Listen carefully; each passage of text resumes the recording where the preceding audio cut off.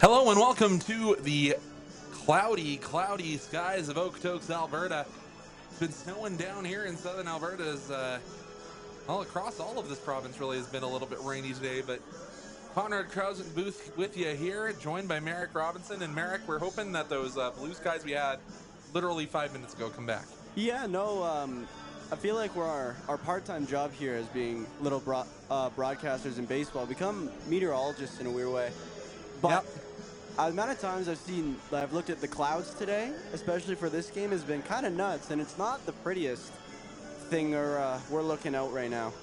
It comes back to that old mantra of all Albertans: if you don't like the weather, wait 5 minutes. I think we're going to be doing that a little bit tonight. Oh, for sure. Because it was like not even less than 3 hours ago. It was hailing. It was everything under the sun. Pretty much everything was just getting sprayed, and I had to sprint around my house just to close every single window. Yeah, and both these teams with their pregame batting was actually done in the Duvernay Fieldhouse, so they did their warm-ups indoors. So that's how we're going to look at this rematch. As we all know, last game for both the Dawgs and Brooks Bombers was down in Brooks. Brooks took a final score of 8-7. The Dawgs need to start waking up on time. They've had a lot of games where they just can't get the bats awake early enough. We'll see if that comes true yet again today. On the rubber for the Dawgs, however, is going to be Brady Baltus. Baltus, he's 1-0 in 2 games played, has started both the games he's had so far this year. He was a little bit of a late arrival to the Dawgs squad. New Mexico State University was doing pretty well for themselves. So he comes right from the postseason with New Mexico, comes all the way up here and been pretty good. An ERA of 4, not at a strikeout an inning in his 9 innings pitched. Only has issued 1 base on balls as well, so not bad numbers for Baltus. How important do you think that's going to be today, Merrick? Because when we've seen the wet field here in Okotoks, it can favor the pitchers. That ball will just die on that longer grass. Oh, for sure. I think from the games that I've called so far this season, oftentimes I find that the Dawgs' defense is often really, really good early on the gate. It's like you said earlier, it's getting bats to balls early on is what they struggle with. Like, the base running's always been elite from what we've seen, and pitching has always been super strong. It's just really the only slow part is the bats, and right now Okotoks pitchers they look strong. Like, nothing doesn't matter who's pitching night in, night out. The Okotoks Dawgs pitchers look strong. And it is going to be a little bit tough for those Dawgs bats because there's a monster on the mound for the Bombers. It's Skylar Sievert, the Dana Point, California native, coming up and throwing a pretty good season so far this season. I say he's a monster. He's 6'3", the right-hander. Started all 3 games so far this season. 1 win, 1 loss. Picked up the win at Moose Jaw and a loss in Sylvan. But rocking a 5.14 ERA, 15 innings pitched, 10 strikeouts on his record, has offered a few more free 90s, so the Dawgs going to have to look to take advantage of that today. And as we said, the Dawgs probably chomping at the bit a bit because losing last night weren't that happy with how they played. Talking to some of the guys as they were on the bus back to Calgary, they're really or back to Okotoks rather, and just saying we need to play our game a little bit better, clean up the things we can control. Yeah, as well as as Conrad and I were talking early on, talk about the power rankings. Is Okotoks did drop from 2 to 3, but I think this is a game where they can just kind of get everything back on track. Kind of still the top team out of the Western Division, though. But I think this definitely feels like a game where if you don't want to lose it right away at the beginning. But it's definitely a game where Okotoks feels like they can get back to their type of game. And so much of baseball early in the season is being mentally prepared. Oh, for sure. Because it's got to be tough coming into this Dawgs program because, as we know, we're coming off the 3-peat, looking to get that 4th championship in 4 years. That's a lot of pressure for a lot of these guys, both new and young, because I was talking with, who was it from the Dawgs? My brain's just rattling around inside my head like an empty paint can. But I was talking to Jake Skaggs. He's like, for our super regionals, we had 50 fans there. And that's playoffs. That's their super regional, trying to get to the World Series in NCAA. But coming out to Okotoks, where you have 50 days when it's a Energy City home game here in Okotoks. But it's that added element of pressure that sometimes these Dogs need to learn or relearn coming back into this crucible, this beautiful baseball stadium. But there is that added pressure playing in front of this many fans, with the Don Seaman family, or the Seaman family, and of course Don entering his 100th birthday, being celebrated all year throughout this year. And there's so much pressure on this squad, because some of these teams in the WCBL, you can disappear. You aren't the biggest thing in town. In Okotoks, they are the biggest thing in town for all the summer. Yeah, no, they generate a lot of tourism, especially with for being just like a little small town. But no, like, definitely the pressure's on. Like, obviously, like, you can think of it in any sport. Going back to back is hard enough. Going back to back to back is even harder. But like, again, the Dogs are trying to do something even more difficult than that, and they're trying to win 4 in a row. And once you're on the top, where everyone wants to take down the #1 team, and right now, heading this season, is the Dogs. But that'll be it for us until the game starts. We'll send it down to field level. Logan, take it away. This is, of course, the rained out game. We're playing tonight, supposed to be last Friday, but more importantly, it is Teachers Appreciation Night. And I know there are a couple teachers here, but I'm sure there's more. So if you are a teacher, a TA, EA, or an educator of some form, I want you to give a wave, give a hat. All the people looking at a teacher go. Thank you so much, all the teachers in attendance. Thank you so much for what you do. I hope you're going to have a fantastic summer off, right? Oh, it's nice to be a good night. We, of course, take it off. The Rush Bombers. Take it here. Are you ready? We are ready. Get your best stampede done. So the next game is going to be our Western night. That's coming up on Friday.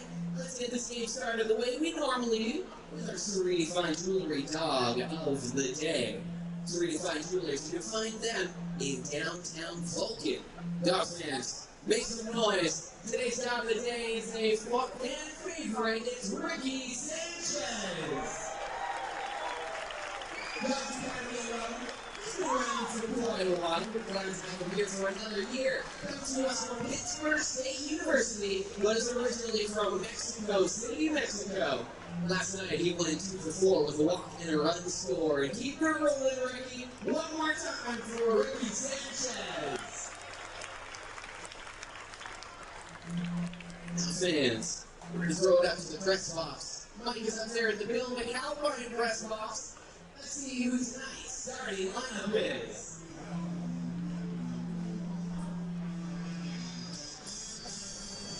Dogs fans, here is tonight's starting lineup for your Okotoks Dogs.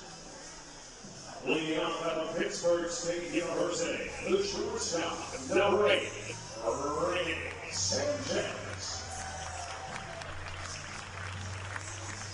Hitting second out of Campbellsville University, the right fielder, number 12, Zane Spencer.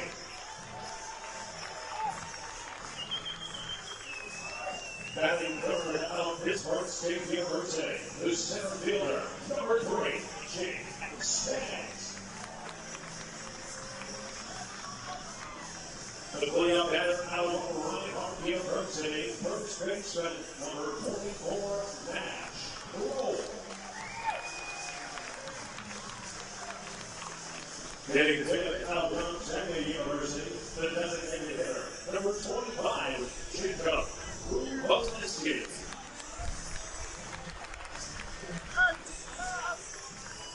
Hitting sixth out of the University of Montebello, third baseman, number 10, Connor Rosen. Hitting seventh out of Pittsburgh State University, left fielder, number 2, Jaden Williams.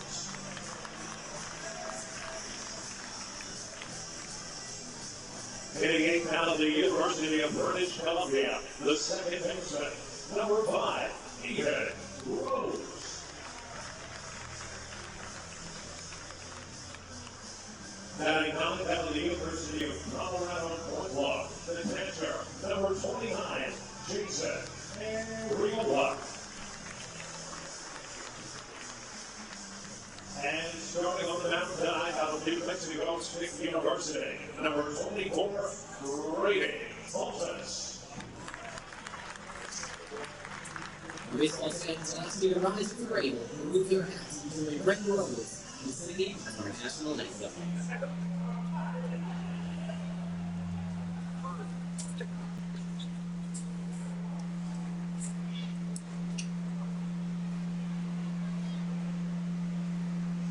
Oh, Canada, our home and native land, through pain, through love, in all of us land.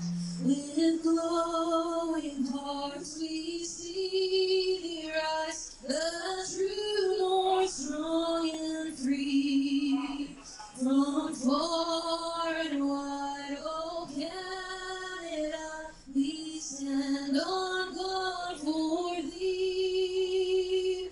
God keep our land glorious and free. Oh Canada, we stand on guard for thee. Oh Canada, we stand on guard for thee.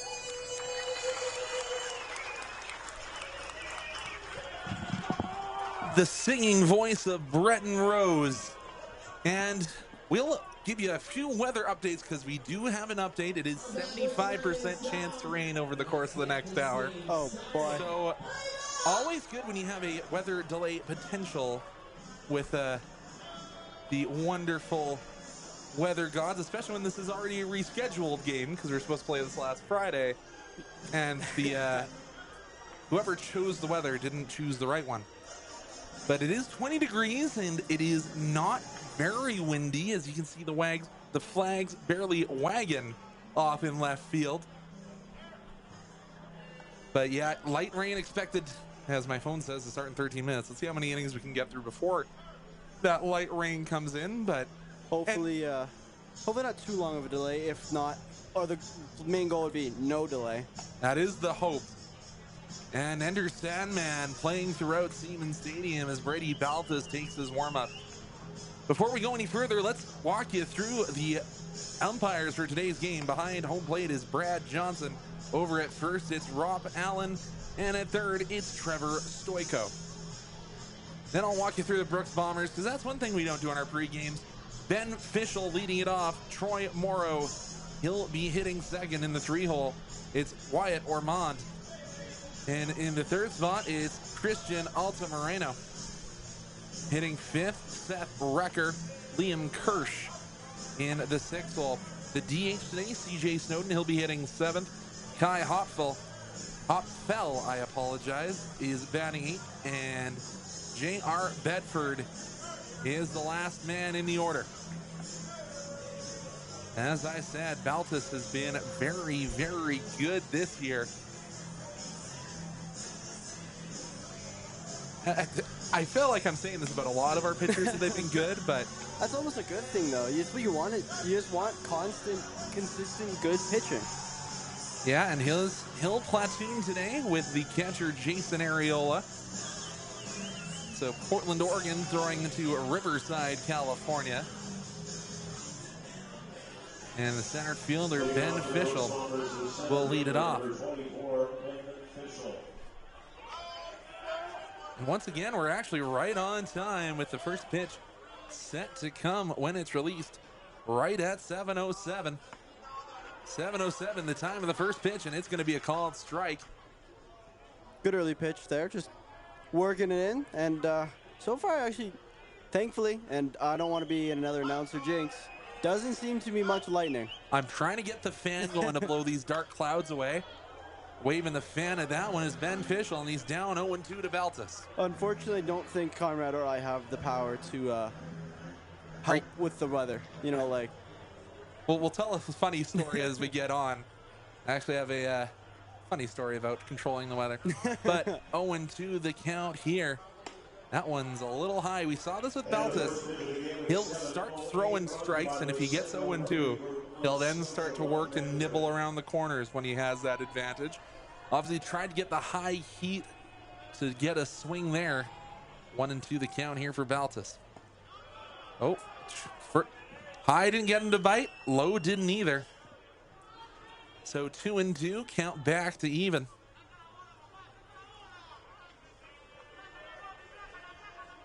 Official steps into that right-handed batter's box. The offering fouled off right in the direction. Oh, did the bat boy eat that one? Oh, bounced right off the pole in front of the Okotoks Dawgs bat kid, and nerves of steel hung in there. Yeah, that was a good little nifty. It was a line drive right to the bat kid and stayed right on that top step. 2-2 all over again for Ben Fischel.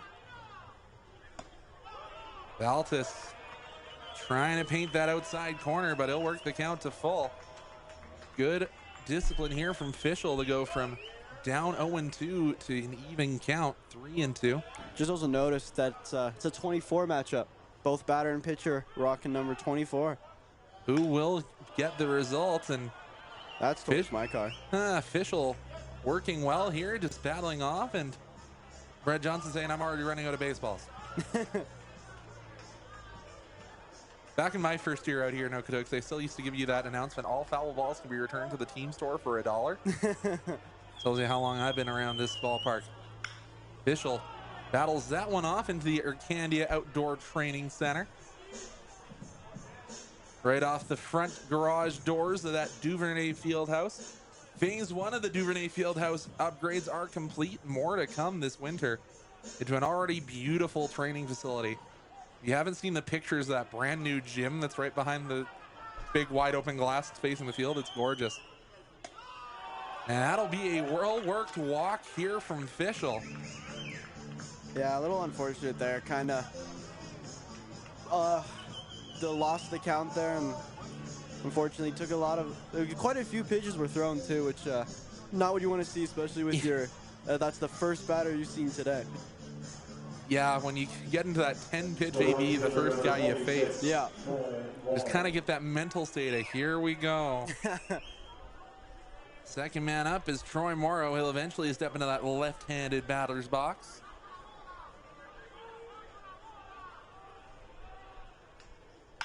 Morrow puts bat to ball, double play ball potentially.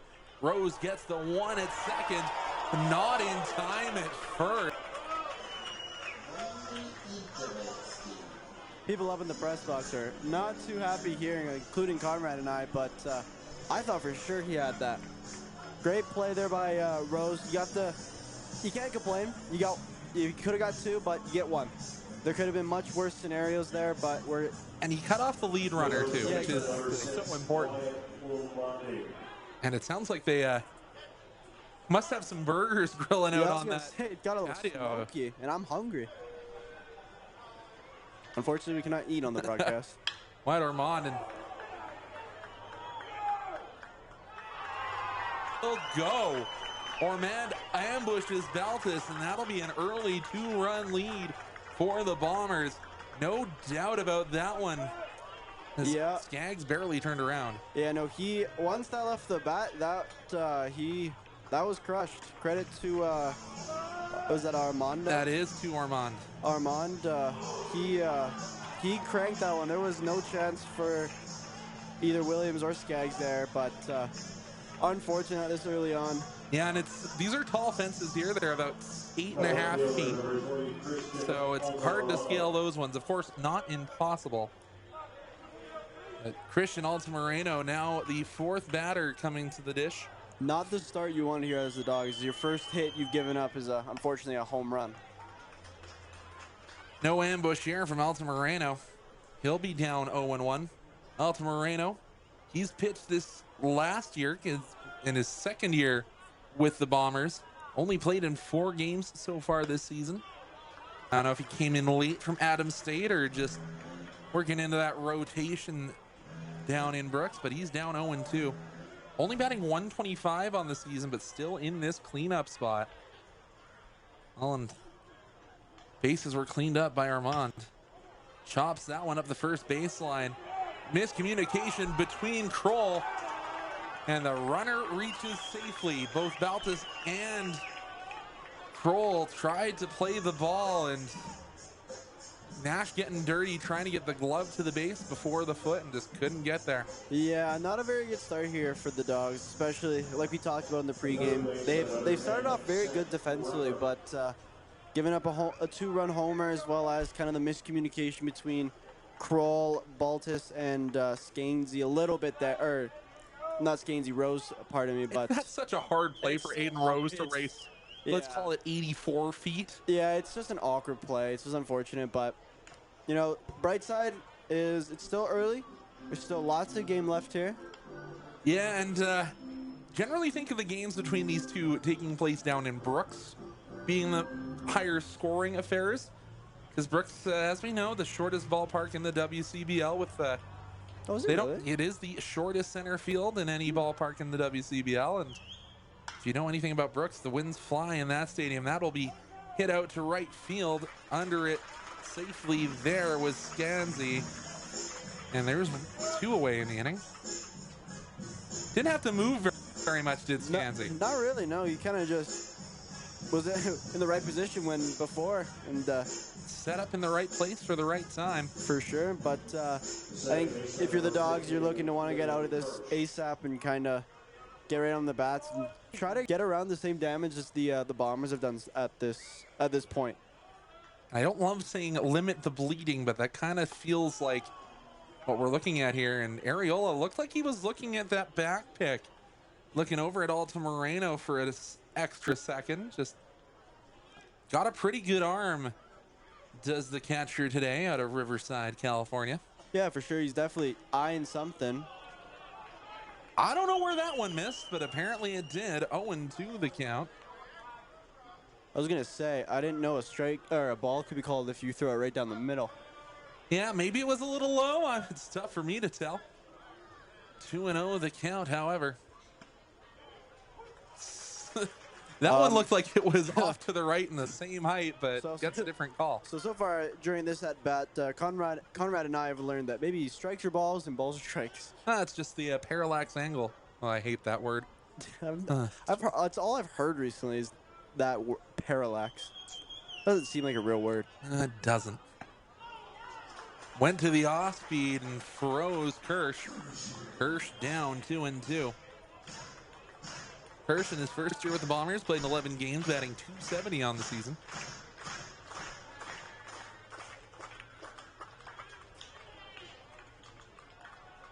Baltus deals strike 3, and that's how you end the inning with authority.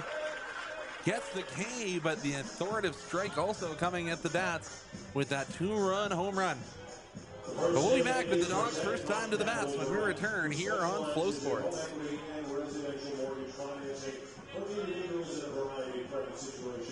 Visit CapitalConnect.ca to learn more.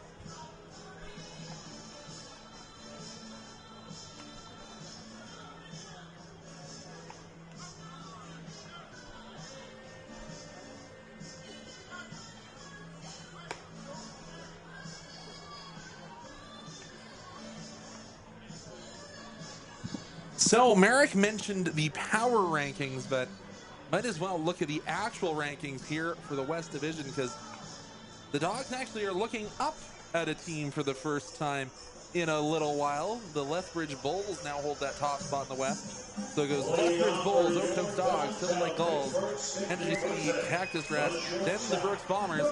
When they managed to actually leapfrog the Fort McMurray Giants, that's technically on win percentage because the Giants have played an extra game and have an extra loss. But the Dawgs need to answer in a part they've kind of been struggling in, getting the bats awake early. But it will be Ricky Sanchez leading the way for the Dawgs. Ricky takes the high change of pace, but it is called a strike. Yeah, I think I'm convinced so far that the strike show might have shifted up a little bit. It is different with any home plate umpire. Of course, seen a lot of Marcel Rosetto so far this season. Haven't seen much of Brad this year. That one easily called foul. So we go to the 1-1 count. Or not foul, called a ball.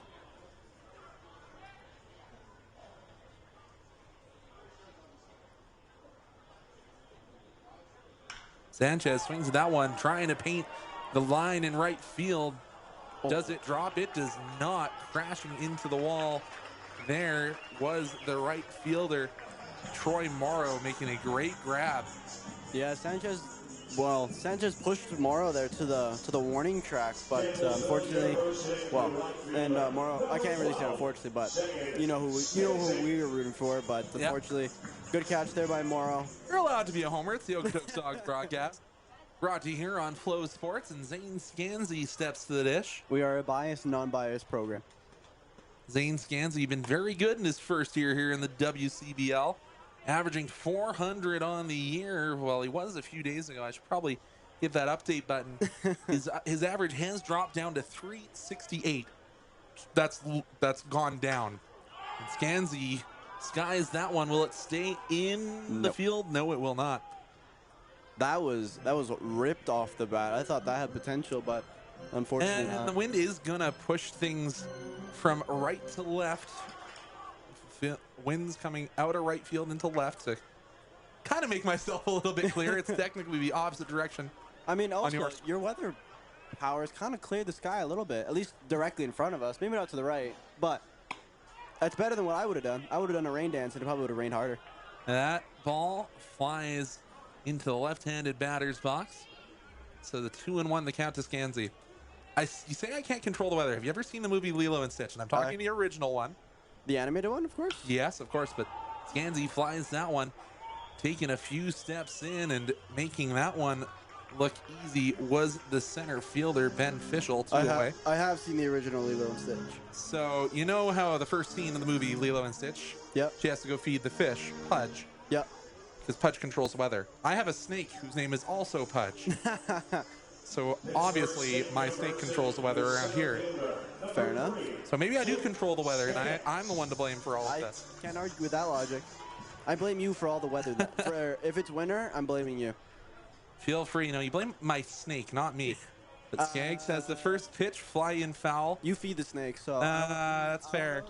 That's fair. But yeah, Jake Skaggs steps in. His batting average slowly creeping up and still above 300 at 311, the big, tall lefty.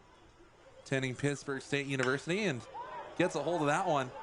Racing back at the track. It'll bounce on the warning track, and that will be an extra base hit for the first crack of the game for your Okotoks Dawgs. A stand-up double.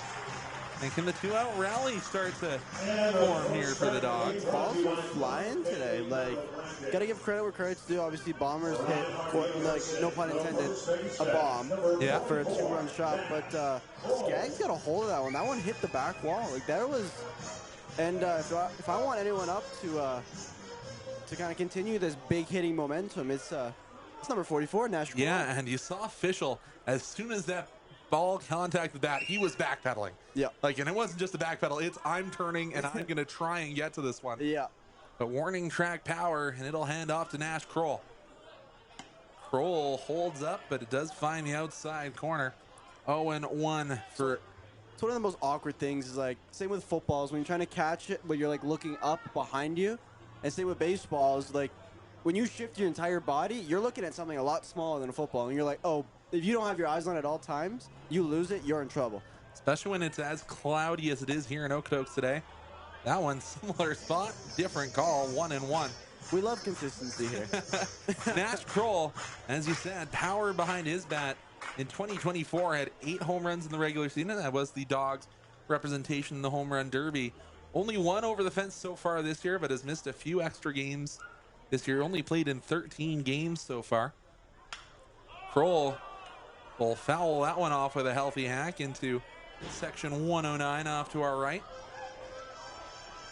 Brand new section that far this section. Well, I guess it's year number 2. Can you still call it brand new? You can call it. It's their sophomore season. Yeah, that's fair.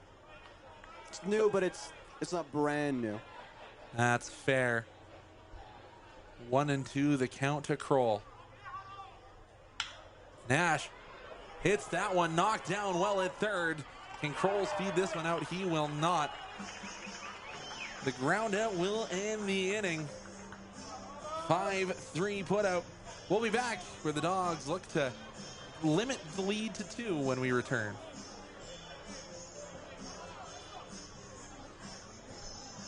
Are you looking for a fun, exciting way to enjoy a young golf player active this summer? The Dawgs are hosting 3-day summer camps perfect for players of all skill levels. Whether your child is just starting out or looking to sharpen their game, we've got the right thing for that. Sponsor related, so don't wait. Visit the Dawgs State office or check out the website for more details and register today. Dawgs fans, when the concession lineups are too long, why don't you utilize our concession mobile ordering option to skip a line at tonight's game? Simply scan the QR code on the back of the seat in front of you or any of the catch fingers located around the stadium.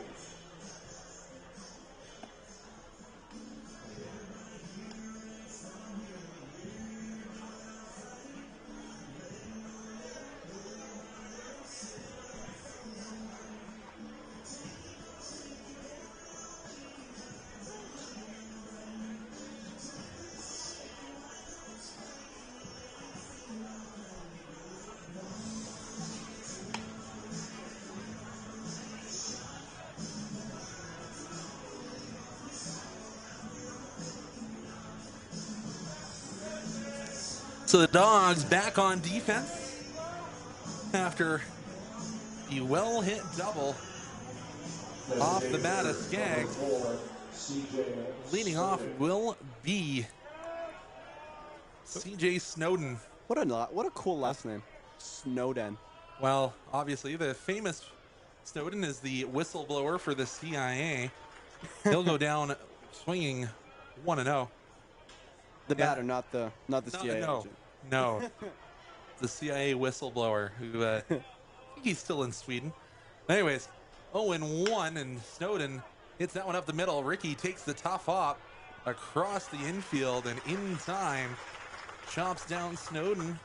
But yeah, that was a tough hop. It hit the edge of the grass and dove down towards the shoelaces. But Ricky, good catch there by Kroll. It was kind of closer to the ground, but again, good play by both Ricky and Kroll there.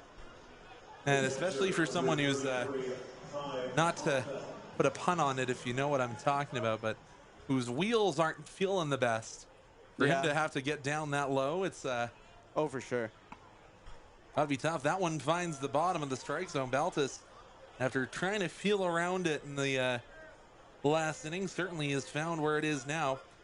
Kai Hopful now at the dish, the catcher for Brooks today, and that one, I think he knew where the strike zone was, but didn't want to throw into it. I just said, I'm going to throw it into the left-handed batter's I'm box. not even sure I know what the strike zone is right now. Balls have been strikes and strikes have been balls, so. Yeah, Kai Hopfel, he's or Hopfel. I have to rework on that one. Out of Corona, California, attending Fullerton College, hitting at a 1.25 so far this year. He'll be in a 2-1 count. Baltus delivers and once again misses. We're in a 3-1 count. And it was the walk that started the damage in the last inning. So hopefully doesn't lead off with that walk again, and that one will be hit right up the middle. Sanchez can't slow that one down, and Hopfell will just take that solid hit up the middle for a single. Yeah, I feel like I've done a little broadcaster jinx because I said they've been dominant on defense, and so far it's. That's a tough play for Ricky. Like, that is. Sure. But now Ricky looks like he's played half a game already. Yeah. Same with Kroll over there, the diving play in first. And it looks like he's spitting out clay. But no, Dawgs, they've been all right on defense. But for the bats, they weren't as bad. Kind of getting some of that momentum back. Yeah. And now Baltus working with a man on first. He'll check over his left shoulder, and that'll bounce right off the top of the stadium. Was that off the top of our broadcast booth? We were almost. We'll get one day. But J.R. Bedford. You forgot to remind me to bring my ball glove. Yeah, and I still need to pick mine up over at Grand Slam Sports out here in Okotoks. I might just leave it here. Yeah, it might not be the worst idea. I'll be ready. And we'll make sure we'll set up a camera where the one time we catch it, it'll show us making the web gem. Yeah. Yeah, J.R. Bedford, his first year up here in the WCBL, batting at .234. Baltus obviously going to try and gun for that ending double play. Ricky flips to Rose. Rose to Kroll. 6-4-3 double play does chop down the Bombers. We'll be back with the Dawgs half of the second inning when we return after that quick double play.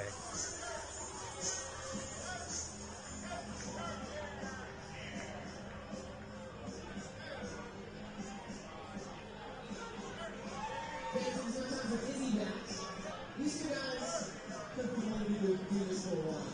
It is Brady and Sawyer. So you can say make some noise for two contestants. We're dizzy back to grabs a couple of tickets to our all-star game happening Saturday, July 19th. Rules are easy. When I say spin, you spin as fast as you can. When I say run, you run to me for some kind of tickets. Are you ready? Are you ready? All right. 3, 2, 1, spin! All that on the ground, spin around the mat. Here we go. Turn around the two times.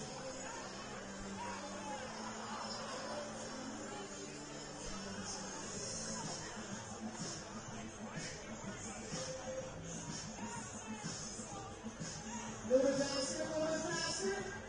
And run! I don't think they spun fast enough, but we're out about 2 tickets to the All-Star Game. Everybody applause. Brady Sawyer.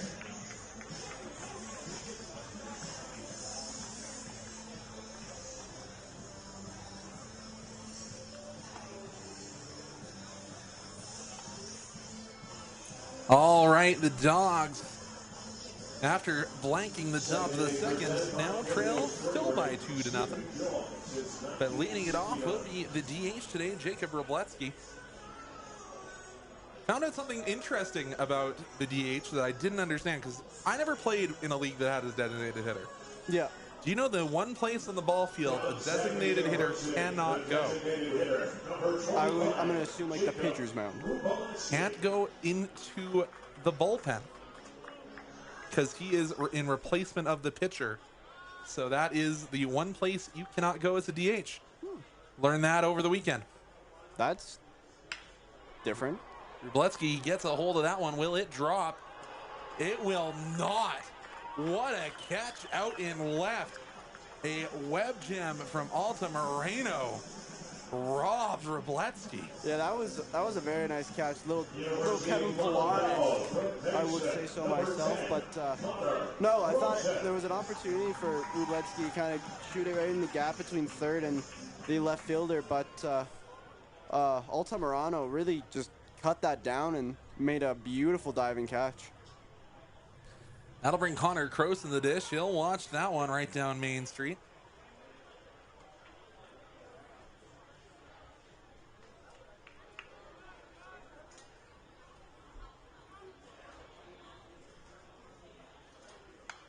Croson swings that second offering, fouls it off towards the Arcandia Outdoor Training Center. Croson in an 0-2 hole.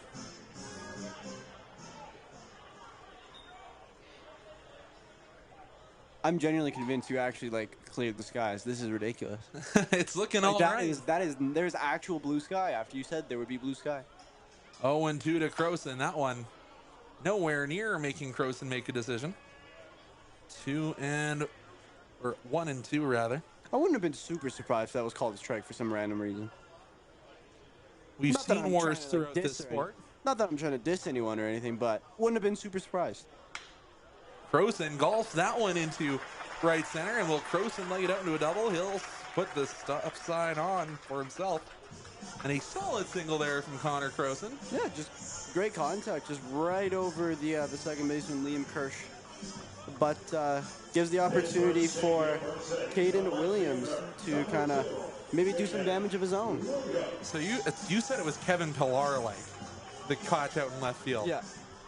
I'm gonna go with Denzel Clark, the man of the hour, the Canadian Oakland A's center fielder, who's made about 5 of the ESPN top 10 best catches in the outfield. He made like 2 in a week. Yeah, pretty much. I remember seeing those. He was, well, it's the A's, so not a lot happens there, but hey, anytime you can get highlight in the A's in the same sentence, it's a good day for Oakland. Or not Oakland anymore, Yeah. I guess. Sacramento, I think, is where they're at. So highlight in Rockies, is that like non-existent this year? Ooh, Williams fouled that one off himself. He'll go take a bit of a walkabout if we were talking more like Peter Moylan. Moylan? Oh, do you not know Peter Moylan, the former MLB pitcher now? No, I do. It's just, you know what I learned, actually? I can't remember his name, but he was a pitcher for the Mariners and the Diamondbacks. And someone asked him, it's like, because he's in the States, so he's like, do you have any like weaponry? And he goes, I keep a few baseballs in my nightstand. And if you like someone, that's terrifying. If you would have robbed someone's Are you thinking house, of Roger? No, it wasn't Roger Clemens. You're thinking of the big lumberjack mustache. I can't remember his name. Oh, and Croson jumping around at first base, but no attention being paid his way. Williams will battle that one off. You're thinking of Randy Johnson. I might be, but I just remember like he didn't keep any. The only weapons he kept in his house were baseballs. Literally, if any intruder came in, they were just gonna get a 99 mile an hour to the dome. Of course, Randy Johnson, the only man to have killed a living animal during his start, as he obliterated the pigeon. One of the classic clips of baseball. Croson dancing around, and good catch there by Hopfell. Kind of a little lower than I think he thought it would be. Very, very agile recovery there. Hopfell had the glove down, covering the 5-hole. Caden Williams still trying to work through this one.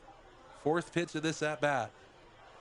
Croson hops around, but no attention paid, and Williams puts a drive into that one. It'll be off the wall.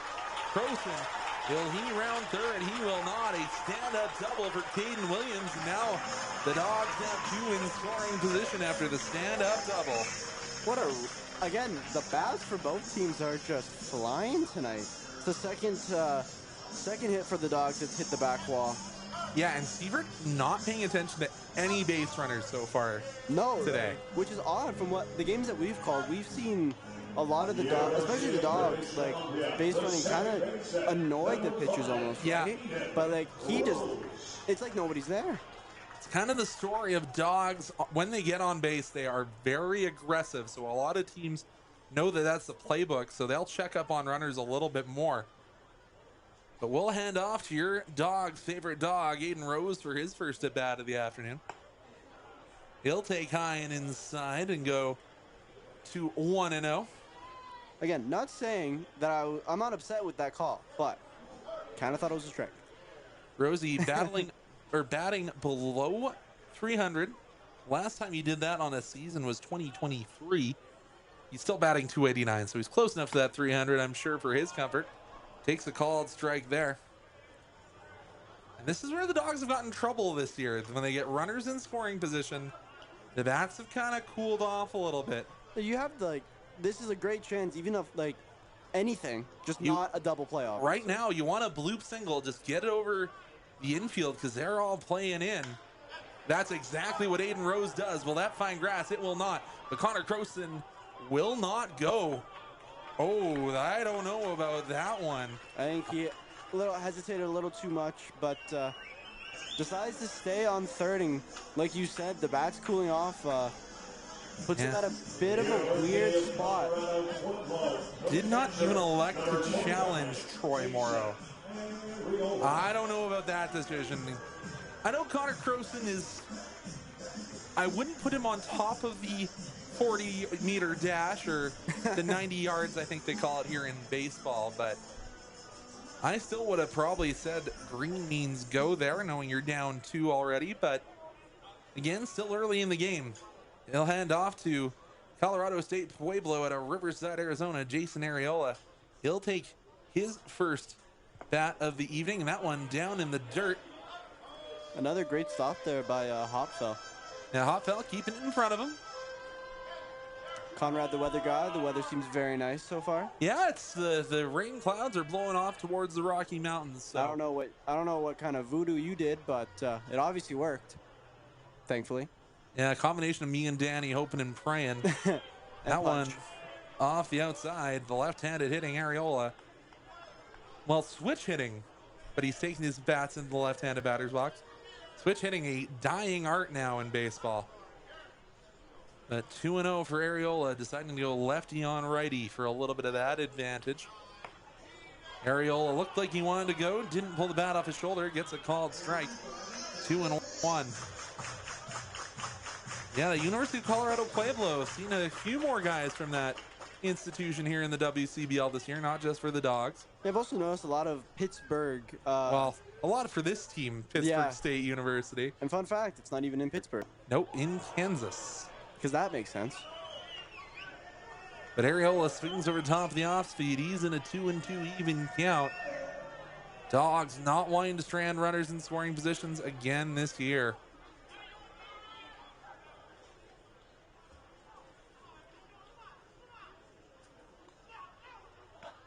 Areola takes that one low, and the count now full. Another great play there by a Hopfell. He's looking like a professional goalie out there. Yeah, looking spry and cat-like and whatever other adjectives you want to throw out there. I was going to compare him to Alexander Kirk, on the Blue Jays, but you said spry and agile, and I was like, Kirky does the best to get the ball in front of him. Areola, does that have enough to go? It'll bounce off the wall. And I was cheering for that one. And I'm sure he could hear the cheers all the way from Riverside as a bases clearing double will see the Dawgs tie this ball game. What a hit. Once again, we were looking over there at Troy Morrow, and looked good, and then he backpedaled and then realized, oh crap, I kind of need to get a little faster. And there was a word said there between the third base umpire Trevor Stoiko and the pitcher. I wonder if there was nearly a balk called. Oh, interesting. I didn't notice anything. I didn't notice anything either, because usually with a balk, it's got to pretty much seem very obvious. Like I remember I think it was either me and Mike or me and you. We saw one, but there's no runners on base. Yes. Ricardo Sanchez in his second time up, only in the second inning. Love when he can say that about your leadoff hitter. Oh, for sure. 1-0 the count for Ricky. We've been through every single batter. It's the second inning, and on both sides, by the way. Yep. Sanchez is the first player tonight to be having his second at bat. Well, of course, because he led off. True. That makes sense to me. And that one. Sometimes you gotta make the obvious statements. Yeah, this is true. But Sievert went up high, or went down low, then went up high. He couldn't get the bat off Sanchez's shoulders. 0-2. We'll always admire the Dawgs' bat discipline at times. They Yeah. never really seem to And especially Ricky. Of course, Ricky missed 10 days, went down to a wedding for his older brother, also a former Dawg Eric. But batting .389 on the year. He'll take a called strike there. 2-1. The amount of Dawgs that are hovering around that 400 batting point is quite impressive. Having some issues with the graphic system There we go. All right. Now we're at the bottom of the second. It is the bottom of the second. Score tie 2-2. I love the innings button. And that one, if Ricky Sanchez was about an inch taller, that probably would have flipped to an even count. But Ricky ahead 3-1. Baseball, one of the few sports where your height does change a little bit of how it's played. And how you stand. Oh, for sure. If you're close to, like, if you're a lot closer, a lot further away, the strike zone does change. Same with if and how much you squat, your legs, like the strike box is never the same for every batter. And Ricky will take the walk to first base. So battles his way through there, and the Dawgs 2-out rally here in the second continues. I always found that interesting. Like, let's say me and you went to go up and bat, right? Your strike zone is going to be around my head because you are way taller than me. Yep. Like, and that's just weird. Because in my position, you would have to be pretty much playing golf for it to be a strike. Yeah, and sometimes coaching staffs do intentionally put a tall batter and then a shorter batter. Like, you see that with the Blue Jays. Especially when you go from Alexander Kirk to some of the outfielders they've got this year. Davis Schneider, obviously the shortest of the outfielders. Bo Bichette's not that tall either, is he? Bo's still 6 feet, if I remember. Well, never mind. I take it back. I'm 5'9" for... Well, you and Ricky are the same height. We take those. Average height, baby. Woo! Yeah, it's so funny how they say Dustin Wolf is short when he's above average height. It's just short for a goalie. Yeah. Yeah, compare him against, but I want to see him next to Ben Bishop. I want to see that difference. But Zane Scansey steps into the dish. He flew out to center in his first at-bat. And we were praising how well Hopfell has been doing. And speaking of falling, Jason, we won't put that one in your highlight reel. Oh, trust me, I was very, very tempted to press that little replay button. No, we're not sure, guys. But hey, the most famous trip and fall in Dawgs history happened last year. Did it? Connor Croson tripped and fell rounding first in his walk-off home run in the game 2 of the finals. So you're allowed to do that, though. That's a time where it's okay. See, and the thing is, we didn't know if he'd actually touched first when he tripped. So he had to go back and touch first after that. Zane Scansey steps into the dish, and they're going to call that a ball. I can't remember. Or 1-1, sorry. Game, but there was it was a walk-off, and it was between, I believe, the A's and the Rockies. This was years ago. And the Rockies umpire argued that... Not umpire. Or, sorry. The Rockies coach-manager, argued that he didn't touch first base. And he didn't, but they still counted. I'm like, well, the game's over. Yeah, and you only have a limited amount of time to do I'll throw it over to first base and touch that bag. Obviously, the time had passed. And it's always funny when it's in a championship. Oh, for sure. It's like, what would have happened if they called the goal that that Dominic Hasek stopped back in the day? That one's a goal for Calgary in 2004. Yeah, go sweep the confetti off. That's where I heard that parallax angle. Yes, that's where I remember. That's why I said it's an ugly word. Oh, that's where I remember it from. You're picking it up, Padawan. Well, I was just like, I heard that. I did trivia, some hockey trivia last night, and the guy that was hosting it said it, and when you said it, I was like, where? I was like, I've recently heard that word. Yeah. Scansey says, you're taking a little bit too long to deliver the pitch. I'm going to ask for time, and it's granted. So we'll step back in 2-2 the count. The Campbellsville University outfielder. The pitch. Scansey says, I think that's a little low, and home plate umpire Brad Johnson agrees. Full count to Scansey. Dawgs really turned this game around after allowing a 2-run homer in the top of the first, but this has been a very, very good inning for them, having 4 hits to the Bombers' 3, but runners on second and third, and we were a little worried because we thought they might have left the runners stranded there, but thankfully they didn't. 2-out rally good to this point, and they're gonna say that was a strike. Okay, we'll count it on the scoreboard, and Scansey will put up the backwards K. We'll be back with the third inning here on Flow Sports.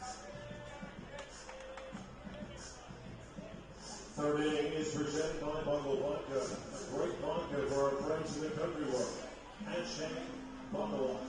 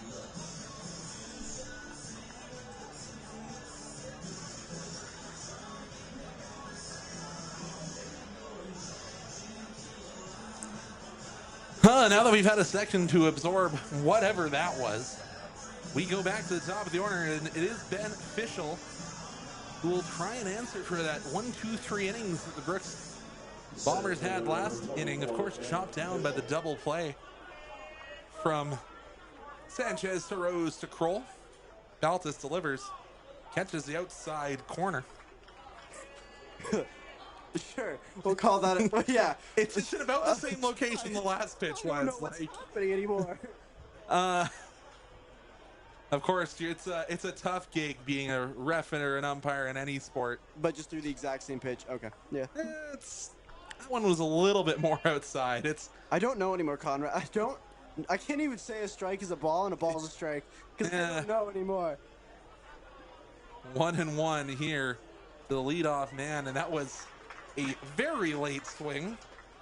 And sometimes that's the thing when the umpire has a flexible strike zone. You just have to swing. You just have to go make contact. Yeah. It's the easiest way to avoid it is just by making contact. Of course, this is Fischel's first potential AD as he walked in his first opportunity.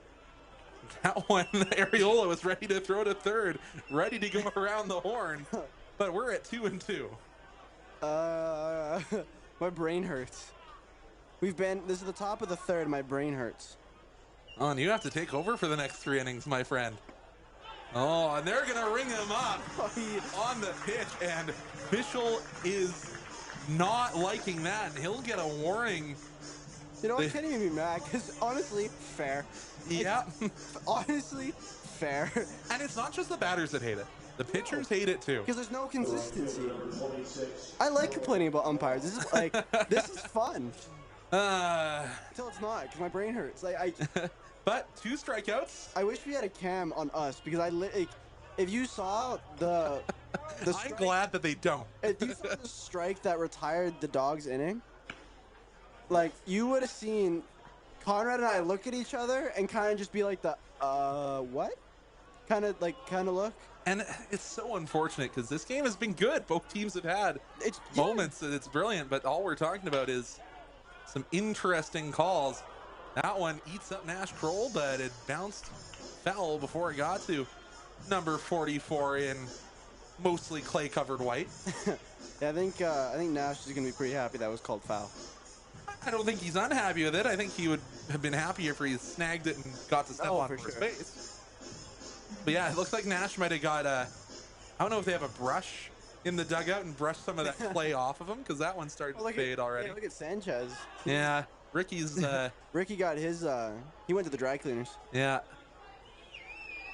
I think that was one of the other things that I talked about silently getting upgrades in that Duvernay Fieldhouse was the laundry facilities. It's the unheralded things. Oh, for sure. This is it's the things that you don't ever think would be super valuable, and just becomes one of the most valuable things. Baltus delivers, catches the outside corner, a second backwards K on the inning, and a second bomber that disagrees. Oh, you know what? I kind of agree with him. I'm happy with the strikeouts. I really am, but what's a strikeout? Yeah, what is the strike zone? But a couple of backwards Ks, and Baltus is starting to get humming along here. Motor is warmed up and ready to go, so we'll head to Wyatt Ormond, and he'll take a called first strike. He's already, and number 6 for the Bombers is Ormondi, and he is. And it is Ormondi. It's not Ormond. Has already had a word with the umpire right now. Ormondi swings and fouls that one off. He's down 0-2 quick here. Baltus trying to make a second straight 1-2-3 inning. I'm curious to see where this ball goes. Ariola shuffles outside. Oh. Okay. Okay. That one's one of those 50-50 calls where you can be like, yeah, I can understand if it goes either way. I wonder if, as a pitcher, you're I want to see to what extent is going to be called a strike. If I throw 10 feet in the air, is he randomly going to call that? That one down in the dirt. That one's easier to call. 2-2.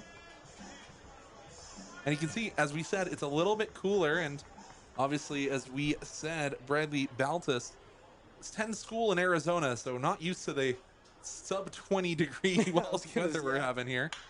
Oh, and Ormondi gets a hold of that one. A very similar hit to the one Connor Croson had in the last inning. Oh, and knocked down by Scanzi, and it'll be relayed in by Skaggs. So Bombers do manage to get a runner on board in Wyatt Ormonde. Ormonde doesn't have any steals on the season, so I don't know if that will be relayed to Baltus. And say I don't necessarily need to pay attention that much to the guy that's on first base. Altamirano steps in for his second plate appearance. He was part of that rally after Ormonde had the home run in his first appearance. So pretty good day here for Ormonde. And Ariola, Patelli kind of shook his head and said, I thought I brought that one back into the zone. I think at this inning there hasn't been one player, both batter and or catcher, that has not shaken their head at least one call. And that one laced, but Aiden Rose finds the line drive, and the Dawgs throw another 0 on the scoreboard. We'll be back with the Dawgs half of the third, tied up at 2 when we return here on FloCollege.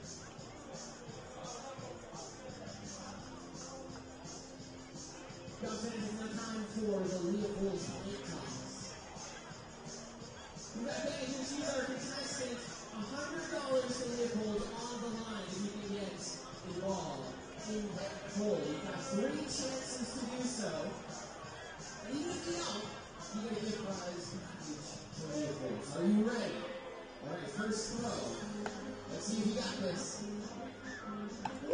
Okay. We're going to go a step closer. Snap closer, second throw. Ooh. Final shot, $100 to Leopold's Maverick. Oh, that's all good. You're still getting a prize package to Leopold, and a big mighty round of applause from Seaman Stadium for taking part in the Leopold Plate Toss.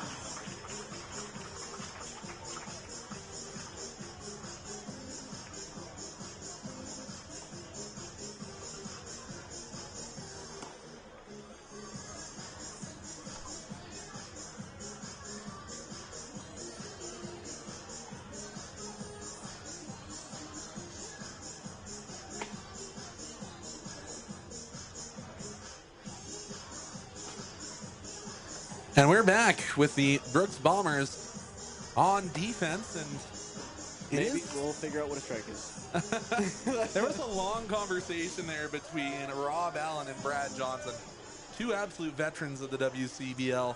It is a very efficient, or a very veteran officiating crew.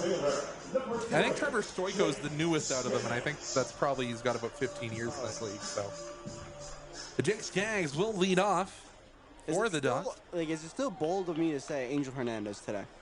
Because I'm not going to put that out there into the universe. Fair. It's Skaggs. Next game, we're going to see new umpire, Angel Hernandez. Oh, boy. Skaggs chops that one. It finds its way foul. 0-1. As we after Ricky Sanchez. Yeah. Because Jake Skaggs is a tall fellow. One of the few guys I have to see the how the strike zone changes. They need you and I out there. That'll really show them. Because how tall are you? I'm 6'2", and I'm 5'9". So yeah. there's a few inches there. Yeah. Oh, and that's called a strike, as it was already put up on the scoreboard as a ball. But yeah, I kind of got psyched out there a little bit. It was a late strike call, to be fair, but Skaggs down 0-2. And then the age-old question, was it a strike? Yeah. 0-2 pitch here to Skaggs, and Skaggs gets a hold of that one, racing back to the track. It'll go! Jake Skaggs sends the wave to the bullpen, and he'll touch them all. And that's a solo shot to put the Dawgs ahead, and I couldn't tell. We've had a couple of hard-hit baseballs, and that one clears. And an absolute rocket of a ball. That, I know I'm copying another announcer, but that ball did have a family. That ball had a family, and it was a great launch angle out of Skaggs in an 0-2 count to swing like that with authority. Second home run of this ball game, and one good one for the home team. That was probably going to be called. And that was Skank's second of the year. Kroll takes that one down at the shins. 1-0. Kroll looking for his second home run of the year. Cole might be like us and looking like trying to understand what a strike is. Well. Oh, and did that one go by a mile? Goodbye. Home run for the Dawgs. Unreal. Maxwell did not care about the leather on that baseball. Tattooed that one onto the bridge. Back-to-back homers. That is something you love to see as the fans here at Human Stadium are going wild. Wow. And I said Nash was looking for a second of the year. I didn't think the back-to-back, I don't say anything, but. Can we go back-to-back-to-back like we have gone in championships? Hey, Conrad said it. If it doesn't happen, blame him. Yeah, it's my fault. Rubo will let me know after. But how do you follow that one up? You're the DH today, and you're like, that's the act I have to follow, a pair of solo shots.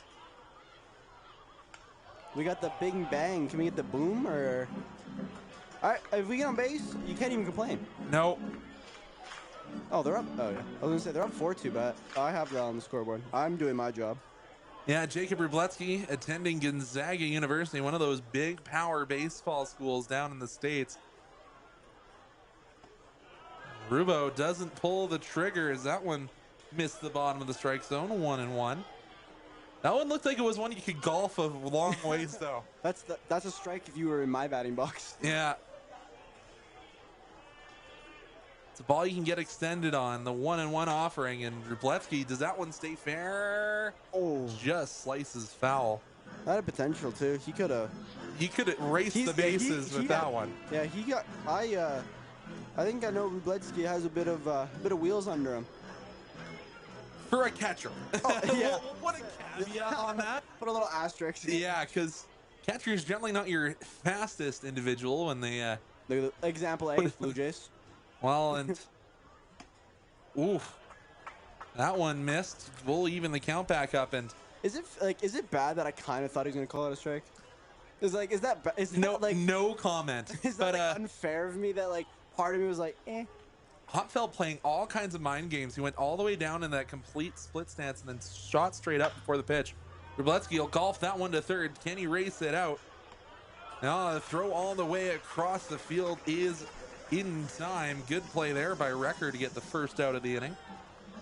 Does seem that the Brooks Bombers are warming up a pitcher from my point of view. Obviously, I know Conrad can't see the Bombers pitchers and I can't really see the Dawgs pitchers, but it does look like they are warming up as we speak. Yeah, and the Dawgs have a couple guys that are throwing around a football, so just beginning to loosen up. But here comes Connor Croson back to the dish. Oh, and Croson wanted all of that one.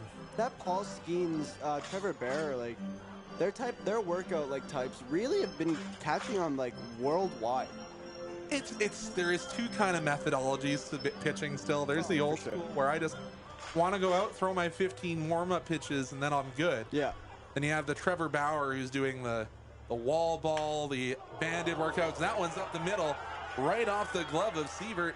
Throw doesn't even come, and a single the hard way for Connor Croson. He's reached base twice tonight. Yeah, he's playing really well. Well, that's Connor Croson. That's oh, for sure. That's fan favorite. Huge moments in this Dawgs uniform. And he'll just hand off to Caden Williams. Williams has not hit a home run in his WCBL career. Joined in Okotoks Dawgs squad last year. I like that. Jinx. Yet. I said yet. That's why we like that. The flags have stopped waving out in left field. And Williams knocks that pitch down, and it'll get off the glove of the second baseman and out into right field. Williams throws the brakes on real late, but that will advance Croson all the way to third. And just some Next man up, small ball now from the Dogs. That was pretty cool. Like, we're fans. Like, I'm just cheering for the Dogs. Oh, and you're allowed to. Exactly. That's why we become broadcasters. That's why you want to be a broadcaster for your favorite team. Yeah. You just cheer for the team and you talk about it. And interesting here, Brooks, usually in this situation, you would see all the infielders with their toes on the edge of the grass, electing to play straight up here against Aiden Rose. Aiden Rose flew out to right field in this first at bat and knocked that ball down. 1-0 the count. No shortage of highlights tonight either. We've got a lot. Some beautiful calls, both by you and I, that will definitely go in some sort of resume portfolio in the near future. Caden Williams at first has 7 stolen bases on the air. Has started his journey towards second there. Of course, at the plate is Calgary, Alberta's Aiden Rose, UBC product. Oh, I remember back the first year of Aiden Rose. Summer of 2021, the year we came back out of the coronavirus, when it was me and about 17 other people in the building. Rose takes that one outside. I was in grade. I was getting out. Don't even start this, young Padawan. I started grade 11. That was my internship for Mount Royal.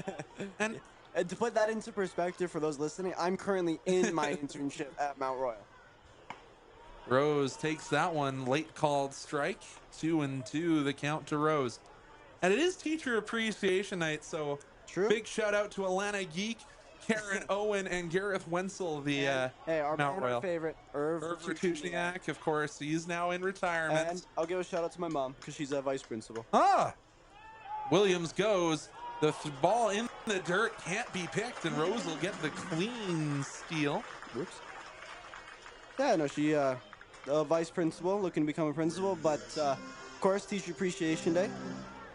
Show appreciation. Yeah, to anyone that's in that whole system, and teachers have to deal with probably like they got to be one of the hardest jobs. Oh, I was the worst student. I probably wasn't very much. I wasn't much better either. So 3-2 the count here to Aiden Rose. And obviously we have Stampede coming up. Are you attending? I am trying to go one day. I got a family friend who's coming in from London, England, who wants to go see the grounds. So yeah, I feel like if you're going, you got to go at least once. And then if you're going with different friends or family, then twice is not. But if you are going every single day, I wish I had your money.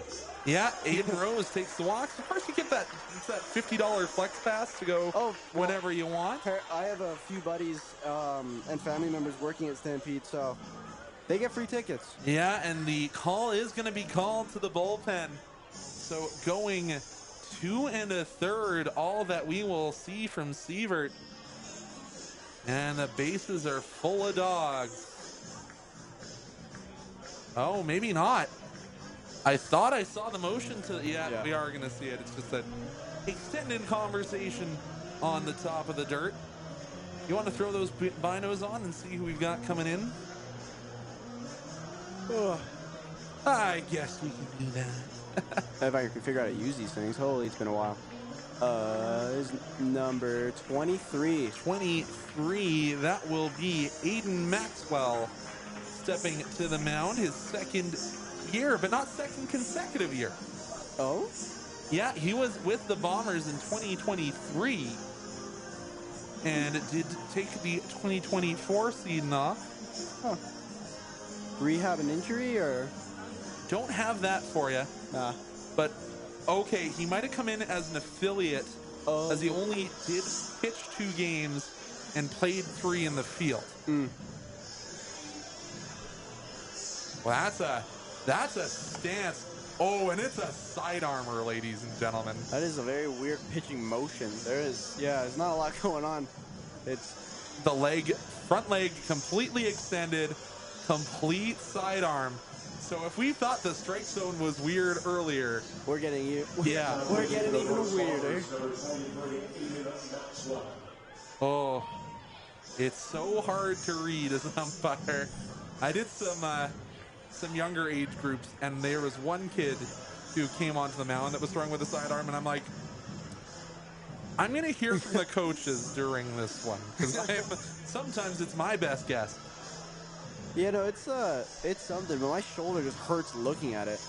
Because I can throw a sidearm like every once in a while, like anyone can, right? For me, it's the elbow. That's Because it's fair. almost a straight arm. But mine's like the back, like kind of the shoulder, because it's just because when you throw overhand, like it's normal. When you throw kind of sidearm and you're kind of whipping it, your shoulder's kind of. You're whipping it, your arm's straighter. Yeah. It's almost a modified cricket delivery. It's very weird. Like, because I played lacrosse growing up a little bit, so I'm trying to think like sidearm, like 3/4 overhand, like kind of plays in lacrosse seem pretty normal, but baseball is a little odd as all the Dogs return back to their bases. It's definitely an odd pitching staff. Is Chip Freeborn on their coaching staff? No, he's not. So previously in the league, there was a coach, I think it was for the Prospects. It was actually head of Sidearm Nation, which was a how to pitch as a sidearmer, the former Calgary Viper pitcher. Ariola takes a called first strike from the sidearmer Aiden Maxwell. I'm going to have to talk to some of the boys about how do you adjust going from a traditional pitcher to a sidearmer. Well, like, I'm trying to like understand, like, if you're Ariola, like, you're in an awkward spot, like. Oof. But the problem with being a sidearmer is like, it's not going to be like 50-50. It's going to be a strike or it's not going to be anything. Yeah. It's really hard you can't really get many 50-50 balls as a sidearmer. And especially because if you're a righty, you're going to tend to hit more right-handed batters just due to the natural flight path of the ball. And that one's well outside Ariola. Back-to-back, very well outside pitches. Yeah, if one of those get called a strike, I'm going to lose it. I'm actually going to get so mad. It's so much more, if it's going to get into the strike zone, is release timing more than release point almost. Have you seen that sidearm MLB pitch you almost touches the ground? Yeah, there's a few of those submariners, and Ariola gets a lot of that baseball. Will it find grass? It will not, but the Dogs are going to tag up. That will be an RBI as Connor Grossen touches home plate. 5-2 at the bottom of the third, for the Dogs, who really just, after kind of a shaky start, kind of brought it all the way back. Yeah, and we're in the third inning, and Ricky Sanchez is stepping to the dish for the third time. We love to see that. Now this is an interesting matchup. Because, like we said, the strike zone cheat is the height difference. Ricky's got a small strike zone just from being a shorter guy. And I'm also just saying, the right-handed sidearm. Maxwell also pitched, last two pitches were right where Ricky's lead leg. Yes. So, We'll keep watching. That one froze Ricky. I also noticed, too, it's kind of hard, because in football, the cross body throw, it's not something you want to do because you can't get much power on it. Yeah. If you are going for from our perspective, the right corner away on the left side, it's he's got to go cross body. Oh, and that's going to be the Dogs retired. So only facing two batters there was Maxwell, but he does allow one run to cross the plate. The Dogs leave 5-2, and Merrick will take over the controls when we return here for the fourth inning. Okotoks Dogs baseball.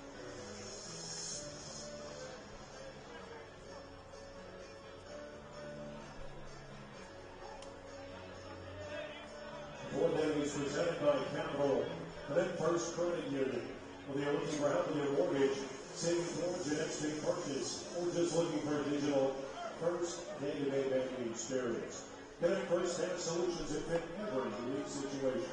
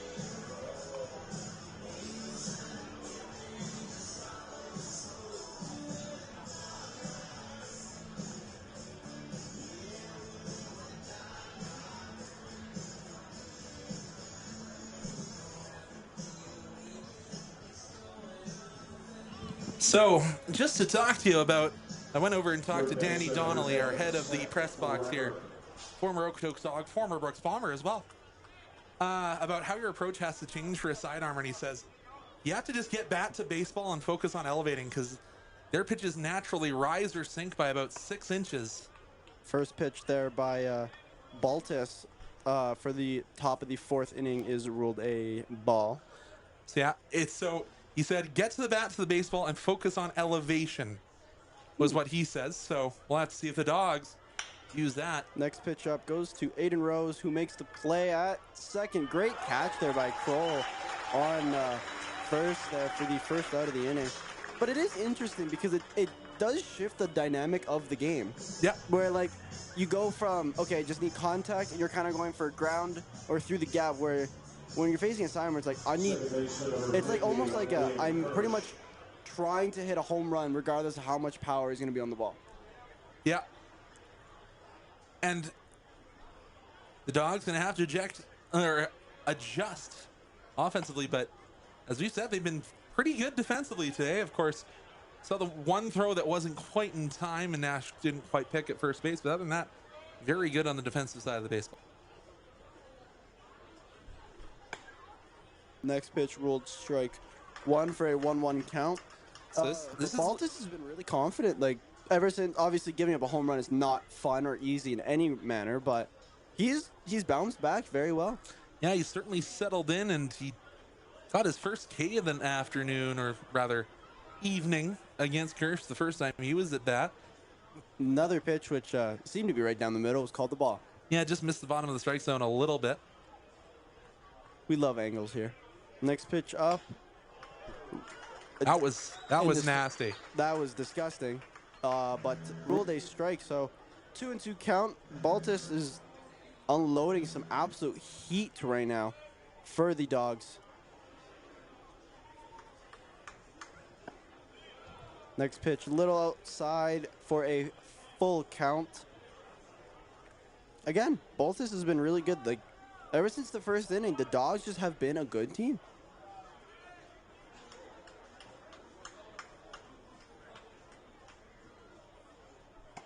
And gets him swinging for strike 3. Put a backwards K on as my. That one's a regular because he did swing. Oh, true. So the backwards K when they're True. not when they're looking. Oh, I'll teach you up still. I'm getting educated. But yeah, 2 strikeouts there for Kirsch on the afternoon too. So obviously Baltus delivering well to him. Yeah, he's playing very well. As second up at bat is the guy with a really cool last name, Snowden.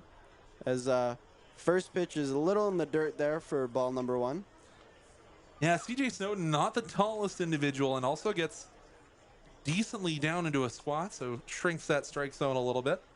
Yeah, well, no strike zone is ever going to be the same tonight, especially with how they've been called today. Next pitch, little outside. Oh, no. You want to bite your tongue there? Maybe a little bit. That was actually called a strike. Good framing by Areola, but sure, we'll call it a strike. That definitely wasn't a strike, in my opinion, but we'll take it. Next pitch up, catches Snowden swinging for the fences. Yeah, Snowden was expecting the fastball, but got the change of pace and was way out in front. As for those who are just listening or for whatever reason, that's how you can tell we don't know what is a strike anymore, because I wholeheartedly thought it was a ball, unfortunately. Not complaining with the call, but. And basically the exact same pitch, and now that one was called a ball. We love consistency. Yeah, you saw Connor Croson take 3 steps towards the dugout there. And yeah, it's you throw. I feel like you throw it in the same spot, it's going to be a different call every time.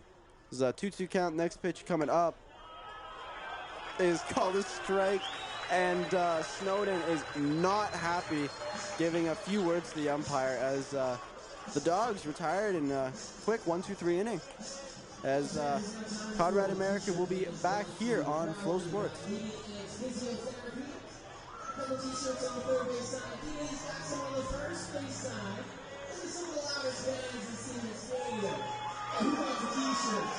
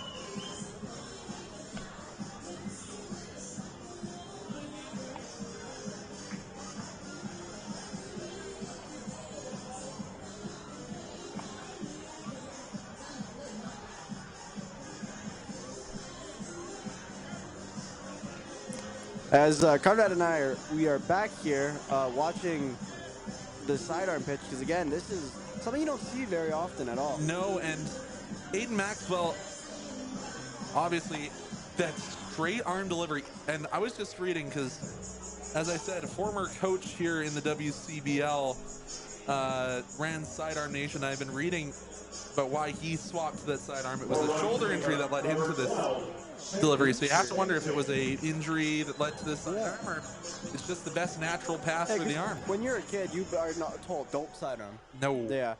Next up to bat for the Dogs is Zane Scansey. So when I played baseball, I was 3/4 and my coach got mad at me. Yeah, I would do that occasionally too. What?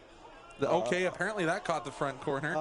Yeah, so basically that was in the other batter's box, and then Hopfellow framed it to the middle, and it was called a strike. I think because it is tough to read the curve, I think it did catch that front corner. Yeah. No, that is true. It's just he is not like Brad Johnson is. I don't want to like just absolutely rip on him, but it's just been iffy. As the next pitch comes up, it is swung hard. It is going. It is going. It is camouflage. Yeah. Well, it's all white advertisements out there. Does get 2 seconds though, so we're gonna take that anyways. But that was my bad. I got a little excited. I got really ready. But would that have been your first home run call? Yeah, that's why. Well, when you got your second one, that's why I had to add a little bit of work. Oh, I get it. Well, this has been the game. I haven't seen a home run at all, and now I've seen 3. Yeah. A little bummed that the first one was from the Bombers, but no complaints here. As the next batter up is a man who's already hit 1 home run today, Jake Skaggs, I think. Yes, you are correct. Oh, we're getting to the spot where there was a double, and it was ruled a ball. Sorry if there's a weird delay if you can hear the glove, because we don't know anymore. We're waiting for the call before we're letting you know. Like, I called it a ball, and then it was called strike, so we have to be a little patient. And the Dogs are starting to do some more light warming, and I will give you the name of who's actually warming. It's Easton Corey, so he might come in a little bit earlier than normal. Last year he was the closer for the start of the year, then moved to a setup man, and so to see him warming up in the 4th inning is a little awkward, or a little different. I feel like this game's been nothing but different. That was a ball called strike for a 2-1 count. It's hard. Yeah. It's like we're off center here in the broadcast booth, so it's sometimes tough. But like our coworkers next to us, like we're hearing a lot of noise, which more than normal. A few chuckles and grunts. That ball makes its way behind Skaggs. It's not often that you have a pitch from a right-handed sidearmer nearly run into pitch it as a left-handed batter. This is a very this game's unorthodox right now. But we're introducing you to the WCBL here, Merrick. Yeah, I'm getting the weirdest thing here. Is Skaggs faces a 3-1 count for ball number 4. I think that might have been the easiest. I'm not going to take this bat off my shoulder you've seen on a 3-1 count. Oh, for sure, but still, we hesitated, and it was a pretty blatant ball. As next up to bat is the other guy who hit the other home run earlier in the game, Nash Kroll. No back-to-backs in this inning. Well, back-to-back walks still possible. Nash had no remorse for the leather that he smashed off that baseball. No, I'm curious to see what Nash does here against the sidearmer, as both runners they both go, and they are both safe. And no throw whatsoever. Yeah, all right. Again, unorthodox game. That was weird. Didn't really expect anything to happen, and they both went. So it is now the smart play technically from the catcher to not go to second. True. When you have a guy with full speed coming around third. I didn't even see Skaggs there. Ooh. Nash wanted that ball. Yeah, that would have been orbit if he had made contact. Yeah. That was I didn't see Skaggs run at all. I was just like, oh, and he's gone. Yeah, it was the double steal. Scansey on third base. Kroll does hit it. It is very high in the air. And it will be an infielder would be J.R. Bedford making the outs for the first out of the inning. But yeah, we have Skainsey on third base and Skaggs on second base. And now coming up is Rubletsky. Yeah, Nash Corell hit that one up into the elevator shaft, and you tell he was frustrated. He tossed the bat away. And yeah, he wasn't too happy with himself, especially after the first one. He really wanted that first pitch. And it's interesting. Nash generally last year didn't talk to most of the coaching staff when he went back to the dugout, but every year this year he's going and talking about every at bat. So trying to maybe be a little more analytical. Yeah, Rubletsky takes first pitch foul. Yeah, just kind of see how he's doing. Obviously, I mean, you don't need to go to the coach if you hit a home run. No, you did that perfect. And you talk about your approach too. It's not always about the results. Oh, exactly. If we had to make titles for streams, this would be called Unorthodox. Yes, this is certainly true. As next pitch up, Rubletsky takes it on the inside. Doesn't seem too happy with that one, as he kind of had to dodge out of the way of that. Yeah, he spun away and gets the strike call tonight. He is up close to the inside corner. But what's a ball? What's a strike? Especially in this game. Of course, Rubletsky coming through this Dawgs Academy program, and they're going to move the infield in now that... Yeah, Bedford and Kirsch on second and shortstop really have shrunk the infield. I wonder if they felt that Rubletsky was going to try and go for a suicide squeeze there at 0-2. Now with the infield playing in, that effectively eliminates that possibility. Rubletsky takes a big swing, and that looks to be gone! A 3-run homer for your Okotoks Dawgs. The third home run of the night, and it makes it 8-2. What a swing by Rubletsky, clearing the bases. Yeah, Rubletsky now with his second home run of the year, and that's what you want out of your DH. Yeah, I got my call. I can finally say I'm now officially a true broadcaster. I have my first home run call. Yeah, and that's gonna be cherished. You know what? I think the only man who was upset with that might have been Connor Croson, because Connor probably was wanting to go up there with the bases loaded, but yeah, I was gonna say I don't think Croson wants Maxwell to go out. No. The pitcher is next up. We have Croson. Excuse me, as he hits first pitch and right down for a single. So let's call that 3 singles on the day for Connor Croson.